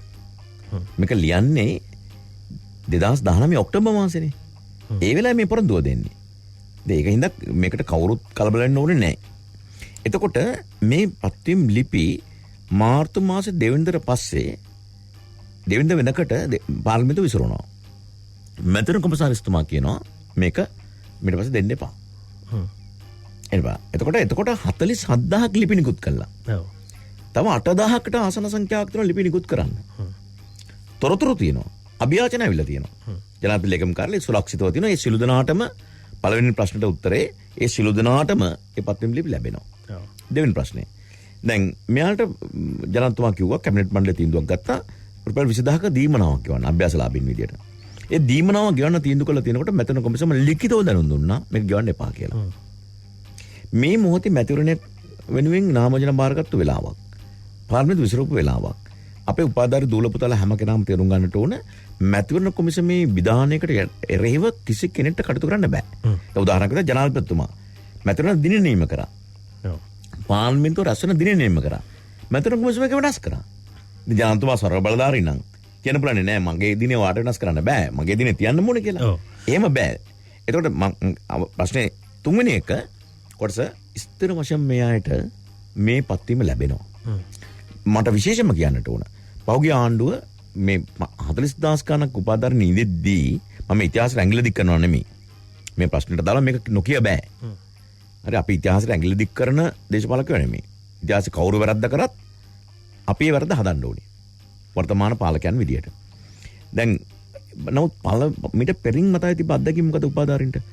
පත්වීම ලබා දීමේදී බැලුවා වයස 35ට වැඩි නම් පත්වීම නැත. උපාධිය බාහිර නම් පත්වීම නැත. උපාධිය අපිට පුරාවිද්‍යාව නම් ඒත් පත්වීම නැත. අපේ දේශපාලන පක්ෂයේ නම් ඒත් පත්වීම නැත. මෙන්න මේ වර්ගීකරණ 4 අතරේ බලලා තමයි ඒ පත්වෙම දුන්නේ. මේ සැරේ කොහොමද කරේ? කවුරුණා? මට මතකයි එක කැබිනට් ඇමතිවරයෙක් විහිළුවට ඇහුවම කැබිනට් එකේදී ගෝඨාභය ජනතුවා කිව්වා මේ සහරාන්ගේ පවුලේ සමාජිකයෙක් ඉන්නවා නම් ඒත් මේක දෙන්න ඕනි කියලා. ඒ කියන්නේ උන්ට සැනසෙලදායක උත්තරයක් නේ. ඒක මේක ලැබෙනවා. ඒ විතරක් නෙමෙයි. මම ඔබට කියන්නම් මේන් අපි විශාල පිරිසක් අධ්‍යාපනයේ අභ්‍යාසලාභී විදියට ගුරු අභ්‍යාසලාභීන් විතර බඳව ගන්න බලාපොරොත්තු වෙනවා. මේන් අති බහුතරයක්. දැන් මේක ඉල්ලුම් කරද්දි මෙයා හිටියේ ග්‍රාමීය පාසල් සහ වතු පාසල් කියලා කැටගරි එකේ නෑ. ඊට වඩා ඉහළට යනවා අපි. අපි පාසල් පද්ධතියේ ගැටලු දෙකක් තියෙනවා. දෛනික නිවාඩු ගන්න ප්‍රමාණය මනෝජ් හරි විශාලයි. අපේ පාසල් පද්ධතියේ ගුරුවරු දවසකට ඔබ විශ්වාස කරන්නේ නැහැ. දැන් මනෝජ් මම නිකන් ප්‍රශ්නයක් ඇහුවොත් සාමාන්‍ය දෛනික ප්‍රශ්නයක්. ගෙස් කරන්න, අනුමාන කරන්න දවසකට ගුරුවරු ලංකාවේ නිවාඩු කොච්චර ගන්නවද? අසාධාරණ ප්‍රශ්නයක්. ඒකනේ. හිතා ගන්නවා හැම දවසෙම ගුරුවරු 45000ක් විතර නිවාඩු යනවා. දවසට. ගුරුවරුන්ගේ වැරද්දක් නෙමෙයි මම කියන්නේ. අපේ ගුරුවරු 2,40,000ක් ඉන්නවා. මේන් 78ක් කාන්තාවෝ. ඒතර ප්‍රසූති නිවාඩු විශාල ප්‍රමාණයක්. ඒක මානවීයයි. ඒක පිළිගන්න කාරණාවක් නේ. හැබැයි පාසල් පද්ධතිය හැමදාම ගුරුවරු 42,000 සිට 50,000 දක්වා ගානක් හැමදාම නිවාඩුයි. ඒතර හිතන්නකෝ මේ ටයිම් ටේබල් එක කවර් කරන්නේ කොහොමද? ඒක ප්‍රශ්නයක්. දුෂ්කර පාසල් තුළ ගුරුවරු නැති එක ප්‍රශ්නයක්. දැන් මම මගේ මැතන කොටාසේ කඹුරුපිටියේ අයිති වෙන්නේ මුලටියන කලාපේ. මුලටියන කලාපේ ඉංග්‍රීසි ගුරුවරු 21ක් නැහැ. හිතන්නකෝ දැන් අධ්‍යාපන ඇමතිගේ කලාපේ තුල ඉංග්‍රීසි ගුරුවරු 21 දෙනෙක් අඩුයි. බඩුවගේ ගෙදර පුටුව නැහැ. ඒකනේ කියන්නේ. නේද? ඉතින් මේකට උත්තරයක් විදියට අපි කල්පනා කරන්නේ මේ උපාධ්‍යාරී අභ්‍යාසලාභින්ගෙන් බහුතරයක්. හැබැයි ඔවුන්ගේ සුසුකම් සම්මුඛ පරීක්ෂණයට භාජනය කළා පාසල් පද්ධතියට ගන්න. කාඩර් එකෙනුත් වැඩි ප්‍රමාණයක් අපි ගන්න. එතකොට මේ අර දෛනිකව නිවාඩු යන අයගේ පුරපාඩුව තියෙනෝනේ. නැත්නම් වෙන ක්‍රමයක් නැහැ මේක පුරව ගන්න. ඉතින් අපි විශ්වාස කරනවා විශේෂයෙන්ම අපි මුලින් තීරණය කරේ විද්‍යාව, ඔය වගේ මේ ටෙක්නොලොජි, ඉංග්‍රීසි, ගණිතය, සෞන්දර්ය එහෙම විෂයන් කීපයක් කෘෂිකර්ම වැනි ගුරුවරු එහෙම කීපයක් කරා ඉන් ඔබටත් ගිහිල්ලා අපි විශ්වාස කරනවා මේන් අති බහුතරයක් අපි අධ්‍යාපන අමාත්‍යාංශය ඇතුළට අනියුක්ත කර ගන්නවා අභ්‍යාසලාභීන් වසර දෙකක අභ්‍යාසලාභීන් විදියට ගුරුවරුන් විදියට. අපි උන්ට මාස 3ක ගුරු පුහුණුවක් සැලසුම් කරගෙන යනවා. ඒ නිසා අපි ඒ කටයුත්තත් කරන බව මම ඊටාම ගෞරවයෙන් කියන්නට ඕන. පත්වීම් නැති අයට පත්වීම් ලිපි ලැබෙනවා. බය වෙන්න එපා. මේ සියලු දෙනාගේම පත්වීම් සුරක්ෂිතයි. මැතන කොමිසමවත් කිසිම කෙනෙක්ට බෑ පත්වීම් ටික නැවත උදුර ගන්න. අනිවාර්යයෙන්ම පත්වීම් ටික ඒ සුරක්ෂිතභාවය හිමම තියෙනවා. සමයෙන් බහුතරයක් අපි පාසල් පද්ධතියේ ගුරුන් බවට පත් කර ගන්නවා. මම ඒ වගේම කියනවා හැබැයි මේ Facebook එක ඇතුලේ සමහර සංගම් හදාගෙන තිත්ත කුණු හර්පෙන්. සමහර මම කියනවා ලැජ්ජයි තේ සමහරුන්ට. මම මෙහෙම 17 දෙනෙක්ගේ තොරතුරු මගේ ළඟ තියෙනවා. මට එවපුවා.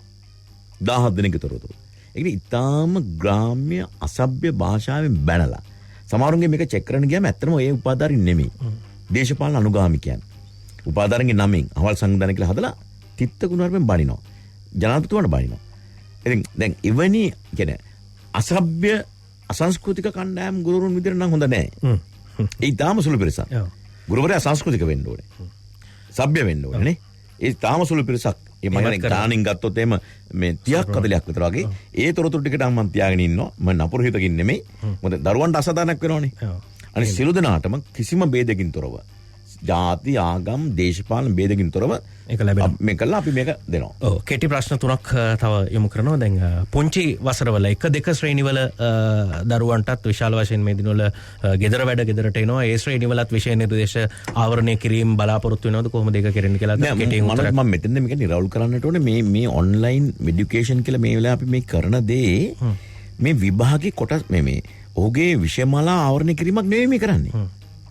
මේ අමතර ඉගෙනුම් මේ ක්‍රමයක් මේ මොහොතේ. මේක අත්දැක බැලීමක් නේ. මේක ඔන් ටෙස්ට්. මේකෙන් කවදාකවත් හිතන්න එපා මම දැක්ක එක දේශපාලඥයෙකුත් වැරදි වැටහීමක් දෙනවා.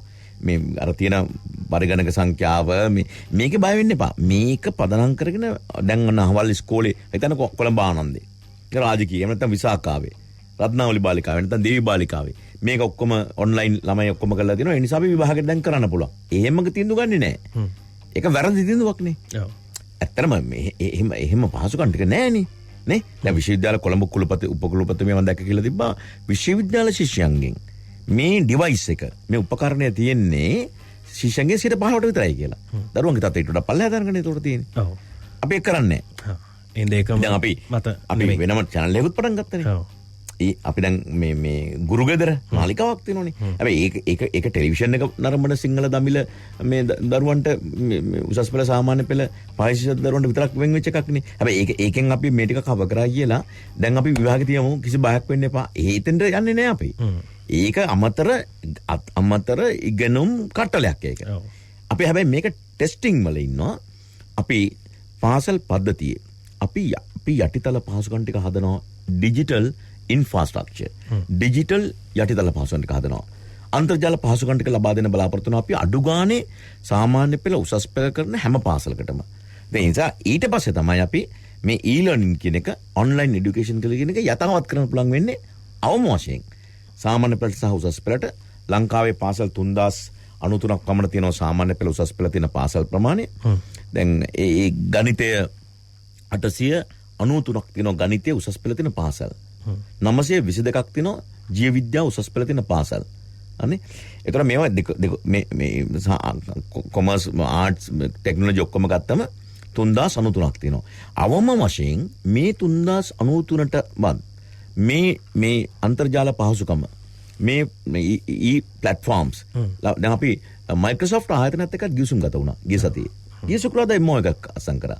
ඊයේ ටෙලිකොම් එකේ සභාපතිතුමා ඇතුළු අපි වෙනම සාකච්ඡාවක් පැවැත්තුවා කොහොමද ටෙලිකොම් ආයතන හරහා මේ අන්තර්ජාල පහසුකම් බ්‍රෝඩ්බෑන්ඩ් කනෙක්ෂන් එක අපි ඉස්කෝලේ ටිකට මෙන්න මේ ඉස්කෝලේ ටිකට දෙන්නේ. ඊටාම සාර්ථක සාකච්ඡාවක් මෙවුවා. ඒ නිසා අපි මෙන්න මේවා නිමා වීමෙන් පස්සේ තමයි ප්‍රායෝගිකව e-learning වලට එන්න පුළුවන්. මේ මොහොතේ අපි අමතර ඉගෙනුම් කට්ටලයක් දරුවෝ මේකට පුහුණු වෙනවා. අම්මා පුහුණු වෙනවා. අපි විතරක් නෙමෙයි පෞද්ගලික අංශ පවා. දැන් මේ අපේ මේ ධම්මික පෙරමැතිතුමා එතුමා කියනවා DP education කියලා. ඊටාම හොඳ. ගණිතය උගන්වනවා ඊටාම සරල විදියට. අපි ධම්මික පෙරමැතිත් එක්ක කතා කරලා මේව පවා. ඇත්තටම ගණිතයේ මිනිස්සු දරුවෝ අපරි බය එකක් නේ ගණිතය. ඒකට මේ ගුරුවරු වෙනම දැන් මම එක පළාතක් තියෙනවා ශිෂ්‍යත්ව විභාගයේ හැම ළමයට වාඩි වෙන්න දෙන්නේ නැහැ. ශිෂ්‍යත්ව විභාගයේ ඉස්සලා පරීක්ෂණයක් තියලා ඒ පරීක්ෂණයෙන් අසමත් වෙන දරුවන්ට ශිෂ්‍යත්ව විභාගයට එන්න දෙන්නේ නැහැ. ඇයි? දැන් ලකුණු හොඳට එන්නේ. දැන් දකුණු පළාත ගත්තොත් 5.3ක් දරුවෝ ශිෂ්‍යත්ව විභාගයෙන් පස්සේ උසස් පෙළට ඇවිල්ලා නැහැ. ඇයි අර විභාගයට එන්න දෙන්නේ නැතුනම දරුවෝ ඉස්කෝලෙන් එළියට යනවා. ඒක වැරදි. ඒක වැරදි. එහෙම වෙන්න බෑනේ. ඒ නිසා දැන් අපි බලාපොරොත්තු වෙනවා මේ සියලු දේ අර සමානව තැනකට ගේන්න පුළුවන් කියලා අපි විශ්වාස කරනවා. ජනාධිපතිතුමා එකට අවශ්‍ය ප්‍රතිපාදන දෙන බව අපිට සහතික කරලා තියෙනවා.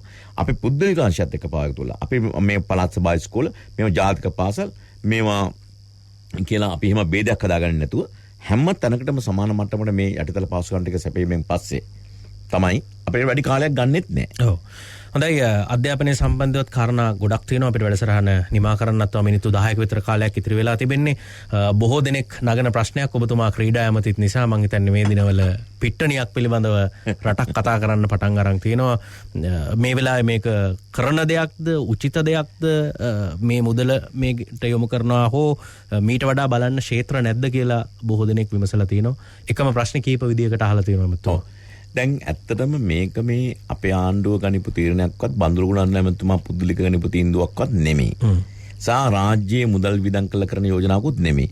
මේ යෝජනාව අවුරුදු 4කට පමණ පෙර ඉඳලා ශ්‍රී ලංකාව මේ කියන්නේ වර්ල්ඩ් කප් මේ හොස්ටින් කන්ට්‍රි එකක් විදියට මේ ලෝක කුසලාන තරගයේ සත්කාරක රාජ්‍යයක් විදියට එන්න නම් මෙන්න මේවල් වෙන්නට ඕනේ කියලා ඒ කාලේ ගණපු තීන්දුවක් උඩ ක්‍රිකට් පාලක මණ්ඩලය ඉදිරියට ගෙනියන යෝජනාවක් මේක. ඒතර අපි ওই දියගම අපි තෝරගත්තේ අපේ ස්පෝර්ට්ස් යුනිවර්සිටි එකට. ලංකාවේ ක්‍රීඩා විශ්වවිද්‍යාලයක් නැහැ. ඔව්. ක්‍රීඩා විශ්වවිද්‍යාලය කියලා කියන්නේ මේ සෙට් ස්කෝර් එකෙන් එන්න හදන එකක් විතරක් නෙමෙයි. ක්‍රීඩාව දරුවකට පොදුවේ ක්‍රීඩා අධ්‍යාපනය පිළිබඳ ප්‍රශ්නයක් තියෙනවා රට ඇතුළේ. ක්‍රීඩා අධ්‍යාපනය කියන්නේ ක්‍රීඩා අපිටම මේ ක්‍රීඩකයන්ට විතරක් නෙමෙයි. අපිටම ක්‍රීඩා ස්පෝර්ට්ස් ජර්නලිසම් කියලා කියන්නේ. මේවට රිසර්ච් පරීක්ෂණ කරන මේ ලෝකේ දියුණු රටවල මේ අපේ ඒ විශ්වවිද්‍යාල හදන්න දැන් කමිටුව පත් කරලා භූමිය තෝරගෙන සියල්ල කරලා ඉවරයි. අපි සැප්තැම්බර් මාසේ පටන් ගන්න පුළුවන් කියලා කියන විශ්වාසයෙන් ඉන්නේ. පළවෙනි බැච් එකට. මේ භූමියමද? මේ භූමිය. හා. දැන් මෙතන අක්කර 26ක් එතනට ගියොත් එතන මුළු ප්‍රමාණය අක්කර 126ක්. මහින්ද රාජපක්ෂ ජනාධිපතිතුමා තවත් 100ක් තියෙනවා. දියගම මේ ක්‍රීඩාංගණය හදන්නේ මේවා ආණ්ඩුවේ සල්ලි වලින් හදපුවත් නෙමෙයි. එතුමාට ගෞරවය දෙන්නට ඕන. එතුමාට එක පරිත්‍යාග සිලින් හම්බෙලා සල්ලි යොදලා තමයි මේක හැදුවේ. නෑ මේ භූමිය තමයි අපේ ක්‍රීඩා විශ්වවිද්‍යාල මේ ලංකාවේ හැම ක්‍රීඩාවකටම මේක වෙන් කරලා තියෙනවා. ඒ කියන්නේ ආචරි, ඒ කියන්නේ දුනු විදීමට. ඉලෙක්ට්‍රොනික ෂූටින්. දැන් මේ අපිට ජාත්‍යන්තර මෙඩල්ස් ගන්න පුළුවන් ඉසව් මෙවුවා. අපි මේව අමතක කරලා තියෙන්නේ. අපි එකක් දෙකක් බලාගෙන ඉන්නේ. ඕන තරඟකදී අපිට මෙඩල්ස් වලට යන්න පුළුවන් ඉසව් මෙවුවා. හැබැයි තැන් නෑ අපිට මේවට. එහෙම තැන් නෑ. අර ඒක තැන් වලට ඇවිල්ලා ඔය කොහේ හරි තැනක් තියාගෙන කරනවා කිසිම අවිධිමත් විදියකට. ඉතින් මේක ඇතුලේ මේක කරනවා දැකලා තියෙනවා. ඔව් ඉතින් එහෙම රේන්ජ් එකක් නෙමෙයිනේ. මේකට රේන්ජ් එකක් තියෙන රේන්ජ් එකක් තියෙනට ඕනේ. අපි මෙතන මේ සියලු දේවල් අපි මේ අතුලත් කර ගන්නවා. ක්‍රීඩා පාසල් 23ක් 24ක් තියෙනවා. දැන් එකක් වැහිලා අකර්මණ මට්ටමක පවතින්නේ. මේවා මෙන්න මෙතනින් මේ දරුවෝ ටික තෝරගෙන මෙතෙන්ට ගෙන පාර අපි හදා ගන්නවා. එතන අපි හොඳ ක්‍රිකට් ක්‍රීඩාංගණයකුත් තියෙනවා. දැන් මේ ක්‍රිකට් පාලක මණ්ඩලය යෝජනා කරලා තිබ්බේ මේ අර කෙතරාම් වෙනුවට කෙතරාම් ඉඩකඩ මදි කෙතරාම් යවට පැල්පත් ආශයක් තියෙනවා ඉඩකඩ මදි ඒ නිසා ජාත්‍යන්තර ක්‍රීඩාංගණයක් මෙතන බිහි කරන්න ඕනේ කියලා. ඒක යෝජනාව. ඒ යෝජනාව තමයි බඳුලමතුමා කිව්වේ. හැබැයි මේ මොහොතේ අපේ ජාතික න්‍යාය පත්‍රයේ ජාත්‍යන්තර ක්‍රීඩා පිටියක් කියලා කියන එක ප්‍රමුඛ කාරණාවක් නෙමෙයි. අපේ ජාතික න්‍යාය පත්‍රයේ ජාත්‍යන්තර තව ක්‍රීඩාංගණයක් කියලා කියන එක ප්‍රමුඛ කාරණාවක් නෙමෙයි. දැන් උදාහරණයක් විදිහට අපේ රටේ ටෙස්ට් මැචස් සාමාන්‍යයෙන් තියෙන්නේ අපිට හම්බෙන්නේ ටෙස්ට් මැචස් හම්බෙන්නේ මනෝජ් අවුරුද්දකට 15ක් විතර. මේ 15න් 6ක් 7ක් හෝ 8ක් තමයි ලංකාව ඇතුලේ හම්බෙන්නේ. අවුරුද්දකට. අපිට වන් ඩේ මැචස් ගත්තොත් අපිට මේ මොනත් පුදුලිය දානෝනේ මම මේ ක්‍රිකට් පිස්සෙක්නේ ඉස්කෝලේ කරා මම ක්‍රිකට් ගහගෙන මේ එතකොට වන් ඩේ මැචස් ගත්තොත් වැඩිමුණොත් හම්බෙන්නේ අවුරුද්දකට මැචස් 30යි අපිට. මේ මැචස් 30න් වැඩිමුණොත් රට ඇතුලේ ගහන්න හම්බෙන්නේ 15යි. ඒතර දැන් අපිට ජාත්‍යන්තර ක්‍රිකට් පිටි දැනට තියෙනවා 10ක් විතර. දැන් ඒකිනුත් මොරටුව සහ CCC ග්‍රවුන්ඩ්ස් එක අයින් කරොත් ඒ කියන්නේ මේ ජාත්‍යන්තර මට්ටමේ ප්‍රේක්ෂකයන්ට ගොඩක් ඉඩ නැහැ කියලා කියන තරමින් මේ අර කියන්නේ ෆ්ලඩ් ලයිට්ස් ඇතුලේ ගහන්න පුළුවන් මේ ග්‍රවුන්ඩ් 4-5ක් තියෙනවා. ඒ නිසා මේ මොහොතේ ජාතික න්‍යාය පත්‍රයේ මේ ප්‍රමුඛ කාරණාවක් නෙමෙයි ඒක. හැබැයි බඳුළු ගුණවර්ධන මැතිතුමා මේ ආණ්ඩුවේ සල්ලි වියදම් කළා මෙන්න මේ වගේ දෙයක් කරන්න යනවා කියලා එතුමාට මඩ ගහනවා. ඒක වැරදි. ඉතින් අපි කවුරුත් ආණ්ඩුවක් පිළිගන්න අපි හෙට දවසේ ජ්‍යෙෂ්ඨ ක්‍රීඩකයෝ ටික ගෙනල්ලා මහින්ද රාජපක්ෂ අගමැතිතුමා ප්‍රධානත්වයෙන් මේ ගැන අපි පොඩි සංවාදයක් කරනවා. ඒ නිසා මේ මොහොත අපි කිසි ලෙසක ජනතා පීඩාවට පත් වෙච්ච මොහොතක් බව තේරුම් ගන්නවා. මේ වෙලාවේ අපි නිකන් අර ක්‍රිකට් භාෂාවෙන්ම කිව්වොත් නිකන් බෑක් ෆුට් කියන්නේ පසුපාදේ ක්‍රීඩා කරන්න ඕන වෙලාවක් මේක. පසුපාදේ ක්‍රීඩා කරන්න ඕන. මම මේකෙන් තව ප්‍රශ්නයක් ක්‍රීස් එක දාලා බැට් ඉස්සරහට පැනලා බැට් කරන්න ඕන වෙලාවක් නෙවෙයි මොනෝජ් මේලා. මම මෙතනින් තව ප්‍රශ්නයකට මෙමු වෙන්නේ අදහස් කීපයක් තිබෙනවා. ඒ කියන්නේ සමහර ක්‍රීඩාංගන හදපු අය මුදල් ගෙවන්න තියෙනවා. ඇතැම් ක්‍රීඩකයින් දහස් ගණනක් ක්‍රීඩාවට ඇවිල්ලා ඔවුන් ක්‍රීඩාවටම කැප වෙලා නමුත් පළමු පෙළ හෝ ජාත්‍යන්තර තලයේ ක්‍රීඩා කරන්න බැරුව ඔවුන් ජීවිතත් අසරණලා තියෙන සමහරලාට ඒ ගෙවීම් ප්‍රශ්න නිසා මෙවැනි තත්ත්ව ඇතුලේ ඊට වඩා දේවල් කරන්න තියෙනවා කියන සංවාදයක් සමාජ මාධ්‍ය ඇතුලේ සහ ඒකට බය වෙන්න එපා. ඒක මේ මන්දුලතුමා ඊටාම ආදරෙන් අර එතුමාන් තමයි ඔය ඩන් ටික පෙන්නලා මේකලා තියෙන්නේ. ඉතින් එතුමා බොහොම මේ දැහැමි දේශපාලකයෙක්නේ. ඒ අන්තිම හෝමාගමට බොහොම දඩින් ආදරය කරන කෙනෙක්. ඉතින් එතුමා මට පුදුලිකව කියලා තියෙනවා. දැන් හෝමාගම මහින්ද රාජපක්ෂ එතුමා හැදුවනේ. දැන් මහින්ද රාජපක්ෂ අති විශිෂ්ට පාසලක්නේ. දැන් මට කිව්වා කලාවක මයන් මම මැරිච්ච දවසක මගේ මිනිය මේ හෝමාගම මහින්ද රාජපක්ෂ විද්‍යාලයේ භූමියේ වල දාන්න කියලා මම කියලා දෙනවා කිව්වා. මම ඒ තරම් මෙතන ආදරේ කියලා කිව්වා. ඒ එතුමාගේ හැටි. එහෙම නැත්නම් එතුමා මේ නරක දේශපාලඥයෙක් නෙමෙයි මනෝජ්. නරක දේශපාලඥයෙක් නෙමෙයි. එතුමා කිව්වේ මේ මොහොතේ මේ වහාම එක හදන්න ඕනේ ඒ සැලැස්ම ගැන කිව්වා. ඒ තියෙන සැලැස්මක් ක්‍රිකට් පාලක මණ්ඩලයේ ආණ්ඩුවේ සැලැස්මක් නෙමෙයි මේ. ආණ්ඩුවේ මුදල් නෙමෙයි. ආණ්ඩුවේ සැලැස්මක් නෙමෙයි. හැබැයි ක්‍රිකට් පාලක මණ්ඩලය උනත් මේක මේ මොහොතේ එකට අවශ්‍යලාවක් නෙමෙයි. හැබැයි එතුමා ඒ අවුරුදු 4ක සැලැස්මක් ගැන කිව්වම අපි ඒකෙන් අර මං කිව්වේ දැන් මේ වොයිස් කට් දේශපාලනේ වෙන්නේ ඕකනේ. ඉතින් ඔව් මට පැහැදිලිව ඒක මේ මොහොත කලබල වෙන්න ඕන කාරණාවක් නෙවෙයි. කිසි ලෙසක. ඒක ප්‍රමුඛ කාරණයක් නෙවෙයි කියලා ඔබ කියන්නේ. අපේ න්‍යාය පත්‍රයේ ප්‍රමුඛ කාරණාවක් නෙමෙයි ඒක මේ මොහොත. දැන් මේ වෙලාවේ දේශපාලන මේ කාරණා ඡන්දය ගැනත් කතා නොකරොත් අඩුවක් වගේ විනාඩි 2ක් විතර අපිට ඉතිරි වෙලා තියෙන්නේ. දැන් වැඩිදුර විභාගය මේ මුළු අයිතිවාසිකම් පෙත්සම් වල හෙටටත් කල් ගිහිල්ලා තියෙනවා. කෙසේ හෝ ඡන්දේ තියෙන තැනක දාණ්ඩු ඉන්නේ. අපෝ නෑ. ඒක තීරණය කරන්නේ මෙතන කොමිසම. මෙතන කොමිසම. එහෙනම් ජනතුමාගේ නියෝගය කොමිසම විසින් හැරරි වෙලාවේ ජනතුමාට තිබ්බනේ ඕනනම් මේ ශ්‍රේෂ්ඨ අධිකරණයට ගිහිල්ලා මතයක් අරගෙන ඒක වෙනස් කරන්න. එහෙම කරන්නේ නෑ. මෙතන කොමිසමේ කොමසාරිස්වරු කොමිසම පිළිබඳව ආණ්ඩුවට ලොකු විශ්වාසයක් තියෙනවා. හැබැයි ඒක රැකගන්න එක කොමසාරිස්වරුන්ගේ වගකීම. එක කොමසාරිස්වරයෙක් කරන ලබන ප්‍රකාශ නිසා විශේෂයෙන් මහාචාර්ය හෝල් මැතිතුමා කරන ප්‍රකාශන නිසා මේ කොමිසමට තියෙන විශ්වසනීයභාවය නැති කරගන්නවා. ඕ ප්‍රසිද්ධිය කියන මට මේ ආණ්ඩුව විශ්වාස නැහැ. ඕ ප්‍රසිද්ධිය කියන මට මේ පාලකයෙකු විශ්වාස නැහැ. හරි? මට මේ පාලක ජාතිවාදී. දැන් මේ ප්‍රජාතන්ත්‍රවාදය ගැන අවසාන විනිශ්චය දෙන්න ඉන්න විනිශ්චයකාරු 3 දෙනා මේ කොමිසමේ ඉන්නේ. ඕන් විනිශ්චයකාරුවන් 3 දෙනෙක්. ඉතින් විනිශ්චයකාරුවන්ගෙන් එක්කෙනෙක් කියනවා නම් මට අහවලා මෙහෙමයි මට මෙයා අවලා පේන්නේ මෙහෙමයි කියලා. එතන විනිශ්චය ගැන කුමන කතාවද? එහෙනම් ඒක පළුදු කරගන්න එපා. ආණ්ඩුවක් විදියට අපි මැතිවරණය කියලා කියන්නේ ප්‍රජාතන්ත්‍රවාදයේ සමීපතම මිත්‍රයා. සමීපතම මිත්‍රයා ප්‍රජාතන්ත්‍රවාදයේ. ඉතින් ඒක අපි ආරක්ෂා කරගන්නවා. අපි කිසි ලෙසක එකත් එක්ක ගැටෙන්නේ නැහැ. කොමිසම අපි එතෙන්ට යනවා. හැබැයි මේ මොහොත අපි කියන්නට ඕන මැතිවරණය කල් දෙමීමේ ඉතිහාසයක අපි ජීවත් වුණේ. නේ මේ මොහොතේ පළාත් සභාව මැතිවරණ අවුරුදු 2කට වැඩි ඉන්නේ කල් දමල. පළාත් පාලන මැතිවරණ අවුරුදු 2කමාරක් කල් දාලා තිබුණනේ මේ රටේ. ඔව්. එහෙනම් කලබල නොවි මැතිවරණ කොමිසමේ මේ නිර්දේශ මත මැතිවරණේ තියන සූදානම් කියන අදහස. ඔව් හැබැයි මැතිවරණේ තියන්න පුළුවන් පරිසරයක් දැන් ගොඩ නැගිලා තියෙනවා. මැතිවරණ තියන්න පුළුවන් පරිසරයක් ගොඩ නැගිලා තියෙනවා. හැබැයි ඒ තීන්දුව ගන්නට ඕන කොමසාරිස්තුමාලා.